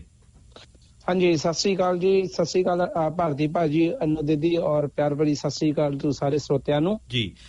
ਤੋ ਸ਼ੇਰ ਸਿੰਘ, ਜਿਹੋ ਜੀ ਸਿਚੁਏਸ਼ਨ ਜਿਹੜੇ ਆਫਸ਼ੋਰ ਸਟੱਕ ਨੇ, ਜਿਹੜੇ ਆਪਣੇ ਭੈਣ ਭਰਾ ਹਾਲਾਤ ਜਿਹੜੇ ਨੇ ਉਹ ਬਦ ਤੋਂ ਬੱਤਰ ਹੋ ਚੁੱਕੇ ਨੇ, ਡਿਪਰੈਸ਼ਨ ਵਿੱਚ ਜਾ ਚੁੱਕੇ ਨੇ। ਅਸੀਂ ਲਗਾਤਾਰਤਾ ਦੇ ਨਾਲ ਉਹਨਾਂ ਦੇ ਵਾਸਤੇ ਲੜਦੇ ਆਏ ਹਾਂ। ਜਿਹੜਾ ਆਉਂਦੇ ਸ਼ਨੀਵਾਰ ਜਿਹੜਾ ਸੀ ਉਹਨਾਂ ਦੀ ਹੱਕ ਦੇ ਵਿੱਚ ਰੈਲੀ ਰੱਖੀ ਹੈ, ਉਹਦੇ ਬਾਰੇ ਤੁਸੀਂ ਗੱਲਬਾਤ ਕਰੋ। ਹਾਂਜੀ ਭਾਜੀ, ਦੇਖੋ ਜੀ, ਅਸੀਂ ਇਲੈਕਸ਼ਨਾਂ ਤੋਂ ਬਹੁਤ ਪਹਿਲਾਂ ਤੋਂ ਅਸੀਂ ਇਹ ਸੰਘਰਸ਼ ਅਸੀਂ ਲੜਦੇ ਆਏ ਹਾਂ ਮਾਈਗ੍ਰੈਂਟਸ ਲਈ। ਪਹਿਲਾਂ ਵਰਕ ਵੀਜ਼ਾ ਨਹੀਂ ਸੌਰੀ ਪਾਰਟਨਰਸ਼ਿਪ ਵੀਜ਼ੇ ਦੀ ਇਸ਼ੂ ਬਹੁਤ ਸੀਗੀ, ਉਹਨਾਂ ਦਾ ਸਟਰੋਂਗ ਬੈਕਲੌਗ ਬਹੁਤ ਸੀਗਾ, ਉਹਦੇ ਬਾਰੇ ਅਸੀਂ ਬਹੁਤ ਪ੍ਰੋਟੈਸਟਸ ਕੀਤੀਆਂ ਜੀ। ਤਾਂ ਇਲੈਕਸ਼ਨਾਂ ਤੋਂ ਪਹਿਲਾਂ ਕਿਹਾ ਗਿਆ ਸੀਗਾ ਕਿ ਜੀ ਇਲੈਕਸ਼ਨਾਂ ਤੋਂ ਬਾਅਦ ਚ ਕੋਈ ਮੂਵਮੈਂਟ ਅਸੀਂ ਕਰਾਂਗੇ ਜਿਹੜੇ ਆਫਸ਼ੋਰ ਸਟੱਕ ਨੇ ਮਾਈਗ੍ਰੈਂਟਸ ਨਾਲ। ਸੋ ਉਸ ਕਰਕੇ ਅਸੀਂ ਥੋੜਾ ਜਿਹਾ ਮੂਵਮੈਂਟ ਜਿੱਦਾਂ ਕੁਆਇਟ ਹੋ ਗਈ ਸੀਗੀ। ਅਸੀਂ ਬਿਹਾਈਂਡ ਦਾ ਸੀਨਸ ਤਾਂ ਕਰ ਰਹੇ ਸੀਗੇ, ਬਟ ਕੁਆਇਟ ਹੋ ਗਈ ਸੀ ਜੀ। ਸੋ ਹੁਣ ਸਾਨੂੰ ਬਹੁਤ ਵੀਰਾਂ ਭਰਾਵਾਂ ਦਾ ਤਾਂ ਭੈਣਾਂ ਦਾ ਫੋਨ ਆ ਰਿਹਾ ਇੰਡੀਆ ਤੋਂ। ਉਹ ਕਹਿ ਰਹੇ ਆ ਕਿ ਭਾਜੀ ਕਿੰਨਾ ਚਿਰ ਹੋਰ ਵੇਟ ਕਰੀਏ ਇਹਨਾਂ ਨੂੰ। ਹੁਣ ਤਾਂ ਉਹ ਇੰਨਾ ਤਪ ਚੁੱਕੇ ਨੇ, ਉਹ ਕਹਿੰਦੇ ਹਾਂ ਜਾਂ ਨਾ ਹੀ ਕਰਨ, ਸਾਨੂੰ ਕੁਛ ਦੱਸ ਦੇਣ, ਹਨਾ। ਸੋ ਇਹ ਸੈਟਰਡੇ ਅਸੀਂ ਮੈਂ ਚਾਹੁੰਦਾ ਕਿ ਅਸੀਂ ਸਾਰੇ ਇਕੱਠੇ ਹੋ ਕੇ ਹੁਣ ਇੱਕ ਤਾਂ ਫਾਰਮਰਸ ਦੀ ਰੈਲੀ ਦੇ ਵਿੱਚ ਅਸੀਂ ਦੇਖ ਤਾਂ ਲਿਆ ਸਾਡੀ ਕਮਿਊਨਿਟੀ ਦੇ ਵਿੱਚ ਏਕਤਾ ਬਹੁਤ ਹੈਗਾ ਆ ਜੀ, ਹਨਾ। ਔਰ ਮੈਂ ਤਾਂ ਇਹੀ ਬੇਨਤੀ ਕਰਨਾ ਚਾਹੁੰਦਾ ਸਾਰਿਆਂ ਅੱਗੇ ਕਿ ਸਾਰੇ ਜਿੰਨੇ ਵੀ ਆਪਣੇ ਇੱਧਰ ਨਿਊਜ਼ੀਲੈਂਡ ਔਨਸ਼ੋਰ ਹੈਗੇ ਆ, whether ਉਹ ਵੀਜ਼ਾ ਹੋਲਡਰਸ ਆ ਜਾਂ ਪਰਮਾਨੈਂਟ ਰੈਜ਼ੀਡੈਂਟਸ ਜਾਂ ਸਿਟੀਜ਼ਨ, ਉਹ ਜ਼ਰੂਰ ਆ ਕੇ ਉਹਨਾਂ ਲਈ ਖੜਨ, ਆ ਕੇ 1-2 ਘੰਟੇ ਅਸੀਂ 12 ਵਜੇ ਸੈਟਰਡੇ ਨੂੰ ਉੱਥੇ ਆਰਟੀਆਰ ਸਕੁਆਇਰ ਇਕੱਠੇ ਹੋਵਾਂਗੇ ਜੀ। ਔਰ ਉੱਥੇ ਹਾਂਜੀ ਆ ਕੇ ਸਾਰੇ ਉਹਨਾਂ ਦੀ ਸਪੋਰਟ ਦੇ ਵਿੱਚ ਖੜਨ, ਕਿਉਂਕਿ ਬਹੁਤ ਜ਼ਿਆਦਾ ਡਿਪਰੈਸ਼ਨ ਦੇ ਵਿੱਚ ਸਾਡੇ ਬੱਚੇ ਜਾ ਰਹੇ ਆ ਜਿਹੜੇ ਇੰਡੀਆ ਸਟੱਕ ਨੇ ਜੀ। ਕੋਈ ਸ਼ੱਕ ਨਹੀਂ ਸ਼ੇਰ ਸਿੰਘ, ਬਹੁਤ ਬਹੁਤ ਧੰਨਵਾਦ। ਅਸੀਂ ਲੰਬਾ ਥੋੜਾ ਲੈਣਾ ਚਾਹੁੰਦੇ ਸੀਗੇ ਪਰ ਲੇਟ ਹੋ ਗਏ ਸੀ ਟ੍ਰੈਫਿਕ ਦੇ ਵਿੱਚ। ਸੋ ਬਹੁਤ ਬਹੁਤ ਧੰਨਵਾਦ। ਸ਼ਨੀਵਾਰ ਨੂੰ ਆਪਾਂ ਜ਼ਰੂਰ ਮਿਲਾਂਗੇ ਤੇ ਸਰੋਤਿਆਂ ਨੂੰ ਵੀ ਜਿਹੜੇ ਸੁਣ ਰਹੇ ਨੇ ਉਹਨਾਂ ਨੂੰ ਵੀ ਕਹਾਂਗੇ ਕਿ ਜ਼ਰੂਰ ਰੈਲੀ ਦੇ ਵਿੱਚ ਸ਼ਾਮਲ ਹੋਣ। ਥੈਂਕ ਯੂ ਜੀ, ਥੈਂਕ ਯੂ, ਤੁਹਾਡਾ ਬਹੁਤ ਬਹੁਤ ਧੰਨਵਾਦ। ਸ਼ੁਕਰੀਆ ਜੀ ਸ਼ੇਰ ਸਿੰਘ। ਤੋ ਜਿਹੜੇ ਆਫਸ਼ੋਰ ਸਟੱਕ ਵੀ ਨੇ ਉਹਨਾਂ ਲਈ ਵੀ ਥੋੜੀ ਜਿਹੀ ਉਹਨਾਂ ਨੂੰ ਅਸੀਂ ਗੁਜ਼ਾਰਿਸ਼ ਹੀ ਕਰ ਸਕਦੇ ਹਾਂ। ਜਿਹੜੇ ਖਾਸ ਕਰਕੇ 5-10 ਸਾਲ ਇੱਥੇ ਰਹਿੰਦੇ ਗਏ ਨੇ, ਉਹਨਾਂ ਦਾ ਕਾਫੀ ਨੈਟਵਰਕ ਹੋਊਗਾ ਇੱਥੇ, ਦੋਸਤ ਹੋਣਗੇ, ਸ਼ਾਇਦ ਉਹਨਾਂ ਦੇ ਪਰਿਵਾਰਕ ਮੈਂਬਰ ਵੀ ਹੋਣ। ਤੋ ਮੇਰਾ ਖਿਆਲ ਹਜ਼ਾਰਾਂ ਦੀ ਗਿਣਤੀ 'ਚ ਸਟੱਕ ਨੇ ਲੋਕ ਇੰਡੀਆ 'ਚ ਅਗਰ ਲੈ ਲਈਏ। ਤੋ ਉਹ ਜਿੰਨੇ ਨੇ ਉਹਨਾਂ ਦੇ ਬਿਹਾਫ ਤੇ ਉਹ ਖੁਦ ਇੱਥੇ ਮਜਬੂਰ ਕਰਨ, ਤਾਕੀਦ ਕਰਨ ਜਿਹੜੇ ਉਹਨਾਂ ਦੇ ਇੱਥੇ ਬੈਠੇ ਆ। ਅਗਰ ਇੱਕ ਇਨਸਾਨ ਵੀ ਆਵੇ ਉਹਨਾਂ ਨੂੰ ਰਿਪਰੈਜ਼ੈਂਟ ਕਰਨ ਲਈ, ਫਰਜ਼ ਕਰੋ ਜੇ ਅਸੀਂ ਮੰਨੀਏ ਕਿ 1000 ਬੰਦਾ ਸਟੱਕ ਆ, ਇਸ ਤੋਂ ਜ਼ਿਆਦਾ ਨੇ, ਪਰ ਜੇ ਇੰਨਾ ਵੀ ਲੈ ਲਈਏ, ਅਗਰ 1000 ਨੂੰ ਰਿਪਰੈਜ਼ੈਂਟ ਕਰਨ ਲਈ ਇੱਕ ਵੀ ਇੱਥੇ ਆਉਣ ਤੋ 1000 ਬੰਦਾ ਬਣ ਜਾਂਦਾ। ਜਨਰਲੀ ਅਸੀਂ ਸਾਡਾ ਐਕਸਪੀਰੀਅੰਸ ਹੈ ਕਿ ਉਹ ਫੇਸਬੁੱਕ ਇਵੈਂਟ ਤੇ ਖਾਸ ਕਰਕੇ ਜਿੰਨੇ ਲੋਕ ਇੰਟਰਸਟ ਸ਼ੋ ਕਰ ਰਹੇ ਹੁੰਦੇ ਨੇ ਉਹਦਾ 10ਵਾਂ ਹਿੱਸਾ ਆਉਂਦੇ ਨੇ। ਜੇ 1000 ਤੋਂ 100 ਵੀ ਆਉਂਦਾ ਆ, ਕਾਫੀ ਵੱਡੀ ਗਿਣਤੀ ਆ 100। ਅਸੀਂ ਜਿਸ ਤਰ੍ਹਾਂ ਦੇਖਿਆ ਇਹਨਾਂ ਪ੍ਰੋਟੈਸਟ 'ਚ ਉਹ 50-60 ਤੋਂ ਉੱਪਰ ਗਿਣਤੀ ਕਦੀ ਗਈ ਨਹੀਂ ਆ। ਅਸੀਂ ਹਫ਼ਤਾ ਕੁ ਪਹਿਲਾਂ ਜਿਹੜਾ ਸਨੀਚਰਵਾਰ ਕੀਤਾ ਸੀਗਾ ਉਹਦੇ 'ਚ ਤਾਂ ਮੇਰੇ ਖਿਆਲ 20-25 ਜਣੇ ਸੀਗੇ ਅਸੀਂ। ਤੋ ਜਿਹੜੇ ਸਟੱਕ ਨੇ ਉਹਨਾਂ ਦੀ ਵੀ ਇਹ ਜ਼ਿੰਮੇਵਾਰੀ ਆ ਕਿ ਜਿਹੜੇ ਇੱਥੇ ਉਹਨਾਂ ਦੇ ਜਾਣਕਾਰ ਬੈਠੇ ਨੇ ਉਹਨਾਂ ਨੂੰ ਤੁਸੀਂ ਇੰਨਾ ਮਜਬੂਰ ਕਰੋ ਕਿ ਉਹ 1-2 ਜਣੇ ਤੁਹਾਡੀ ਜਗ੍ਹਾ ਤੇ ਇੱਥੇ ਆ ਕੇ ਖੜੇ ਹੋਣ। ਅਸੀਂ ਜਿਹੜੇ ਆਰਗੇਨਾਈਜ਼ ਕਰਨ ਵਾਲੇ ਆ, ਅਸੀਂ ਤਾਂ ਕਰੀ ਜਾਵਾਂਗੇ, ਪਰ ਜਿਹੜੀ ਪਾਰਟਿਸਿਪੇਸ਼ਨ ਹੈ ਉਹ ਅਸੀਂ ਵੀ ਉਹਦੇ ਤੇ ਕੋਸ਼ਿਸ਼ ਕਰਦੇ ਹਾਂ। ਅਸੀਂ ਫੇਸਬੁੱਕ ਲਾਈਵ ਹੁੰਨੇ ਆ, ਹੁਣ ਅਸੀਂ ਗੱਲ ਕਰ ਰਹੇ ਹਾਂ, ਪ੍ਰੈਸ ਰਿਲੀਜ਼ ਵੀ ਕਰਦੇ ਹਾਂ ਕਿ ਮੀਡੀਆ ਆਵੇ, ਪਰ ਜਿਹੜੇ ਸਟਕ ਨੇ ਉਹਨਾਂ ਨੂੰ ਵੀ ਥੋੜੀ ਜੀ ਇਹਦੇ ਚ ਓਨਰਸ਼ਿਪ ਲੈਣੀ ਪੈਣੀ ਆ ਜੀ। ਔਰ ਬਿਲਕੁਲ ਜੀ, ਬਿਹਾਈਂਡ ਦਾ ਸੀਨ ਜਿਹੜੇ ਮਿਨਿਸਟਰਾਂ ਨਾਲ ਵੀ, ਸਰਕਾਰ ਨਾਲ ਵੀ ਗੱਲਬਾਤ ਚੱਲ ਰਹੀ ਹੈ ਇਸ ਮਸਲੇ ਦੇ ਉੱਪਰ, ਉਹ ਸਾਰੀਆਂ ਗੱਲਾਂ ਡਿਸਕਲੋਜ਼ ਨਹੀਂ ਕਰ ਸਕਦੇ। ਹਾਂ, ਉਹ ਮੀਟਿੰਗਸ ਤੋਂ ਬਾਅਦ ਅਸੀਂ ਜਨਤਕ ਵੀ ਕਰਾਂਗੇ ਕਿ ਉਹ ਕੀ ਉਹਦੇ ਚੋਂ ਨਿਕਲਿਆ। ਔਨ ਦੇ ਵੀਕ ਚ ਸਾਡੀ ਮੀਟਿੰਗ ਹੈਗੀ ਆ ਗਵਰਨਮੈਂਟ ਦੇ ਇੱਕ ਮਿਨਿਸਟਰ ਨਾਲ, ਤੋਂ ਉੱਥੇ ਵੀ ਅਸੀਂ ਇਹ ਪੁਆਇੰਟ ਰੱਖਾਂਗੇ ਆਫਸ਼ੋਰ ਵਾਲਾ। ਤੋਂ ਬਿਲਕੁਲ ਫਟਾਫਟ ਭਾਰਤੀ ਜੀ, ਇੱਕ ਤਾਂ ਜਿਹੜਾ ਬੀਤੇ ਕੱਲ ਰੋਸ ਪ੍ਰਦਰਸ਼ਨ ਹੋਇਆ 19 ਹੰਗਾ ਵਿੱਚ, ਉੱਥੇ ਜਿਹੜਾ ਕੌਂਸਲੇਟ ਆਫ ਇੰਡੀਆ ਆਕਲੈਂਡ ਦੀ ਜਿਹੜੀ ਬ੍ਰਾਂਚ ਹੈ ਉੱਥੇ ਅਸੀਂ ਇਕੱਤਰ ਹੋਏ। 100 ਦੇ ਕਰੀਬ ਲੋਕ ਸਨ, ਪਰਿਵਾਰਕ ਬਕਾਇਦਾ ਮਾਹੌਲ ਸੀ, ਔਰਤਾਂ ਬੱਚੇ ਸਾਰੇ ਲੋਕ ਸਨ। ਤੋਂ ਬਹੁਤ ਵਧੀਆ ਲੱਗਿਆ। ਲੋਕ ਆਪਣੇ ਆਪਣੇ ਪਲੈਕਾਰਡ ਪੋਸਟਰ ਬਣਾ ਕੇ ਲਿਆਏ। ਉਹਦੇ ਤੋਂ ਵੀ ਸਾਨੂੰ ਉਹ ਕਲੀਅਰ ਸੀਗਾ ਕਿ ਲੋਕ ਇਹ ਜਿਹੜਾ ਕਿਸਾਨੀ ਦਾ ਮਸਲਾ ਉਹਦੇ ਬਾਰੇ ਬਹੁਤ ਸੰਜੀਦਾ ਨੇ, ਗੰਭੀਰ ਨੇ ਔਰ ਬਹੁਤ ਕਨੈਕਟਡ ਨੇ। ਉਹ ਉਹਨਾਂ ਨੂੰ ਮਹਿਸੂਸ ਹੁੰਦਾ ਹੈ। ਸੁਹਿਰਦ ਤਰੀਕੇ ਨਾਲ ਸਾਰਾ ਕੁਝ ਹੋਇਆ। ਹਾਂ, ਬਿਲਕੁਲ ਸੱਭਿਅਕ ਤਰੀਕੇ ਨਾਲ ਹੋਇਆ ਔਰ ਲੋਕਾਂ ਨੇ ਬੜੇ ਪਿਆਰ ਨਾਲ ਗੱਲ ਸੁਣੀ। ਨਾਰੇ ਵੀ ਲੱਗੇ ਉੱਥੇ, ਲੋਕਾਂ ਨੇ ਆਪਣੀ ਜਿਹੜੇ ਕੌਨਫੀਡੈਂਟ ਸੀਗੇ ਬੁਲਾਰੇ, ਉਹਨਾਂ ਨੇ ਆਪਣੀ ਗੱਲ ਵੀ ਰੱਖੀ। ਤੋਂ ਚੰਗਾ ਮਾਹੌਲ ਸੀ ਔਰ ਉਹ ਸਾਰਿਆਂ ਦਾ ਅਸੀਂ ਧੰਨਵਾਦ ਕਰਦੇ ਹਾਂ ਜਿਹੜੇ ਕੱਲ ਆਏ। ਤੋਂ ਅਸੀਂ ਇਹ ਫੈਸਲਾ ਲਿਆ ਮਾਈਗ੍ਰੈਂਟ ਵਰਕਰ ਐਸੋਸੀਏਸ਼ਨ ਨੇ ਕਿ ਸਾਡੇ ਜਿਹੜੇ ਕਿਸਾਨ ਨੇ ਉੱਥੇ ਬਾਰਡਰਾਂ ਤੇ ਉਹ ਲਗਾਤਾਰ ਬੈਠੇ ਹੋਏ ਨੇ, ਇੰਨੀ ਠੰਡ ਮੀਂਹ ਹੋਣ ਦੇ ਬਾਵਜੂਦ ਬੈਠੇ ਨੇ। ਸੋ ਅਸੀਂ ਇਹ ਫੈਸਲਾ ਲਿਆ ਕਿ ਅਗਰ ਅਸੀਂ ਲਗਾਤਾਰ 24/7 ਇੱਥੇ ਕਿਤੇ ਮੁਜ਼ਾਹਰਾ ਨਹੀਂ ਕਰ ਸਕਦੇ, ਪਰ ਜਦ ਤੱਕ ਸਾਡੇ ਕਿਸਾਨ ਉੱਥੇ ਬਾਰਡਰਾਂ ਤੇ ਬੈਠੇ ਨੇ, ਜਦ ਤੱਕ ਉਹਨਾਂ ਦਾ ਉਹ ਜਿਹੜੀਆਂ ਮੰਗਾਂ ਪੂਰੀਆਂ ਨਹੀਂ ਹੁੰਦੀਆਂ, ਅਸੀਂ ਹਰ ਐਤਵਾਰ 2 ਵਜੇ, ਦੁਪਹਿਰ 2 ਵਜੇ ਹਰ ਐਤਵਾਰ, ਹਾਂ ਚਾਹੇ ਅਸੀਂ 2 ਜੀ ਹੋਈਏ ਆਪਣੇ ਪਰਿਵਾਰ ਦੇ ਇਕੱਲੇ ਹੋਈਏ, ਅਸੀਂ ਆਪਣੇ ਪਲੈਕਾਰਡ ਲੈ ਕੇ ਉੱਥੇ ਹਰ ਐਤਵਾਰ 2 ਵਜੇ ਓਨੀਹੰਗਾ ਜਿਹੜੀ ਆਕਲੈਂਡ ਕਾਉਂਸਲੇਟ ਦੀ ਇੰਡੀਅਨ ਕਾਉਂਸਲੇਟ ਦੀ ਬ੍ਰਾਂਚ ਹੈ ਉੱਥੇ ਅਸੀਂ ਜਾਵਾਂਗੇ ਹਰ ਐਤਵਾਰ ਔਰ ਲੋਕਾਂ ਨੂੰ ਫਲਾਇਰ ਵੰਡਾਂਗੇ। ਹਾਂ, ਫਲਾਇਰ ਵੰਡਾਂਗੇ, ਆਪਣੇ ਪਲੈਕਾਰਡਸ ਲੈ ਕੇ ਬੈਠਾਂਗੇ। ਨਾਰੇ ਕੋਈ ਲਾਉਣਾ ਚਾਹੁੰਦਾ ਉਹ ਵੀ ਮਾਹੌਲ ਹੋਏਗਾ, ਕੋਈ ਸਪੀਚ ਕਰਨਾ ਚਾਹੁੰਦਾ ਅਸੀਂ ਇਹਨੂੰ ਜਿਹਨੂੰ ਅਸੀਂ ਕਲਚਰਲ ਰੈਵੋਲੂਸ਼ਨ ਥਰੂ ਕਲਚਰ ਜਾਂ ਆਰਟ ਕਹਿੰਦੇ ਉਹ ਵੀ ਕਰਾਂਗੇ। ਕਵਿਤਾਵਾਂ, ਗੀਤ, ਜਿਹੜੇ ਸਾਡੇ ਇਤਿਹਾਸਕ ਤੱਥ ਸਾਡੇ ਕੋਲ ਪਏ ਨੇ ਜਿਹਨੂੰ ਤੋਂ ਸਾਨੂੰ ਸਿੱਖਣ ਨੂੰ ਮਿਲਦਾ ਹੈ, ਉਹ ਇਸ ਤਰ੍ਹਾਂ ਦਾ ਮਾਹੌਲ ਬਣਾਵਾਂਗੇ। ਚਾਹੇ ਜਿਸ ਤਰ੍ਹਾਂ ਭਾਰਤੀ ਜੀ ਨੇ ਕਿਹਾ, ਚਾਹੇ ਅਸੀਂ ਇੱਕ ਵਿਅਕਤੀ ਹੋਈਏ, ਇੱਕ ਤੋਂ ਸ਼ੁਰੂ ਹੁੰਦੀ ਹੈ ਗੱਲ। ਸੋ ਅਸੀਂ ਲਗਾਤਾਰਤਾ ਨਾਲ ਉੱਥੇ ਆਪਣੀ ਪ੍ਰੈਜ਼ੈਂਸ ਰੱਖਾਂਗੇ ਹਰ ਐਤਵਾਰ ਦੁਪਹਿਰ 2 ਵਜੇ। ਤੋਂ ਸਾਡੇ ਸਰੋਤਿਆਂ ਨੂੰ ਵੀ ਖੁੱਲਾ ਸੱਦਾ ਹੈ ਕਿ ਅਗਰ ਤੁਸੀਂ ਸਾਡਾ ਸਾਥ ਦਿਓਗੇ, ਸਾਡਾ ਤੇ ਸਾਥ ਨਹੀਂ ਹੈ, ਕਿਸਾਨਾਂ ਦਾ ਸਾਥ ਹੈ ਜਿਹੜੇ ਮੁਸੀਬਤ 'ਚ ਨੇ। ਅਸੀਂ ਤਾਂ ਕੋਈ ਆਪਣੇ ਤਰੀਕੇ ਨਾਲ ਇਸ ਸਾਰੀ ਮੂਵਮੈਂਟ 'ਚ, ਅੰਦੋਲਨ 'ਚ ਯੋਗਦਾਨ ਪਾਉਣ ਦਾ ਸਾਡਾ ਇੱਕ ਨਿੱਕਾ ਜਿਹਾ ਉਪਰਾਲਾ ਹੈ। ਤੋਂ ਇੱਕ ਤਾਂ ਇਹ ਸੀ।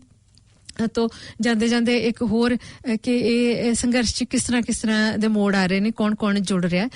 ਜਿਹੜੇ ਪੰਜਾਬ ਦੇ ਜੇਲ੍ਹਾਂ ਦੇ DIG ਨੇ ਲਖਵਿੰਦਰ ਸਿੰਘ ਜਾਖੜ, ਬੀਤੇ ਕੱਲ ਉਹ ਸੋਸ਼ਲ ਮੀਡੀਆ ਤੇ ਦੇਖੇ, ਉਹਨਾਂ ਨੇ ਆਪਣਾ ਅਸਤੀਫਾ ਦੇ ਦਿੱਤਾ ਆ ਕਿਉਂਕਿ ਉਹ ਕਿਸਾਨਾਂ ਦੇ ਅੰਦੋਲਨ 'ਚ ਇਸੇ ਵਕਤ ਸ਼ਾਮਲ ਹੋਣਾ ਚਾਹੁੰਦੇ ਆ। ਸੋ ਜਿਸ ਤਰ੍ਹਾਂ ਉਹਨਾਂ ਨੇ ਆਪਣੇ ਅਸਤੀਫੇ 'ਚ ਲਿਖਿਆ, ਉਹ 3 ਮਹੀਨੇ ਦੀ ਜਿਹੜੀ ਉਹਨਾਂ ਦੀ ਤਨਖਾਹ ਹੈ ਉਹਦੇ ਤੋਂ ਆਬਵੀਅਸ ਹੈ ਕਿ ਉਹਨਾਂ ਦਾ ਨੋਟਿਸ ਪੀਰੀਅਡ 3 ਮਹੀਨੇ ਦਾ ਹੋਏਗਾ ਕਿਉਂਕਿ ਵੱਡੀ ਪੋਸਟ ਹੈ, ਸੋ ਜ਼ਿਆਦਾ ਨੋਟਿਸ ਪੀਰੀਅਡ ਹੈ। ਉਹਨਾਂ ਨੇ ਕਿਹਾ ਕਿ ਮੇਰੀ ਉਹ ਵੀ ਸਾਰਾ ਕੁਛ ਮੈਨੂੰ ਹੁਣੇ ਹੀ ਬਰਖਾਸਤ ਕੀਤਾ ਜਾਵੇ, ਮਤਲਬ ਕਿ ਉਹ ਆਪਣੀ 3 ਮਹੀਨੇ ਦੀ ਤਨਖਾਹ ਵੀ ਗਵਾਉਣਗੇ ਕਿਉਂਕਿ ਉਹ ਹੁਣੇ ਹੀ ਫਰੀਡਮ ਚਾਹੁੰਦੇ ਨੇ ਤਾਂ ਕਿ ਉੱਥੇ ਜਾ ਕੇ ਨਾਲ ਬੈਠਣ। ਤੋਂ ਜਦੋਂ ਜਿਹੜੇ ਸਰਕਾਰੀ ਮੁਲਾਜ਼ਮ ਨੇ ਉਹ ਜਦੋਂ ਇਸ ਤਰ੍ਹਾਂ ਦੇ ਸਟੈਪ ਲੈਂਦੇ ਨੇ, ਇਹਦਾ ਮਤਲਬ ਆ ਕਿ ਹਵਾਵਾਂ ਵਿੱਚ ਬਗਾਵਤ ਜਿਹੜੀ ਆ ਉਹ ਨਿਸ਼ਚਿਤ ਆ ਜੀ। ਲੁਧਿਆਣੇ ਤੋਂ ਯੂਨੀਵਰਸਿਟੀ ਤੋਂ ਉਹਨਾਂ ਨੇ ਅਵਾਰਡ ਲੈਣ ਨੂੰ ਬੰਦ ਕਰਤਾ। ਇੱਕ ਡਾਕਟਰ ਨੇ ਰਾਜਸਥਾਨ ਦੇ ਉੱਪਰੋਂ ਜਿਹੜਾ ਆਪਣਾ ਸਰਕਾਰੀ ਨੌਕਰੀ ਛੱਡ ਕੇ ਉੱਥੇ ਆ ਚੁੱਕੇ ਨੇ। ਤੋਂ ਸਾਡੇ ਪ੍ਰੋਗਰਾਮ ਦਾ ਸਮਾਂ ਇੱਥੇ ਹੀ ਸਮਾਪਤ ਹੈ। ਇਜਾਜ਼ਤ ਲਈਏ, ਅਗਲੇ ਸੋਮਵਾਰ ਦੁਬਾਰਾ ਅਸੀਂ ਤੁਹਾਨੂੰ ਮਿਲਾਂਗੇ। ਤੋਂ ਇਸ ਤਰ੍ਹਾਂ ਹੀ ਸਾਡੇ ਨਾਲ ਤੁਸੀਂ ਅਗਲੇ ਸੋਮਵਾਰ ਵੀ ਜੁੜਿਓ। ਅਲਵਿਦਾ।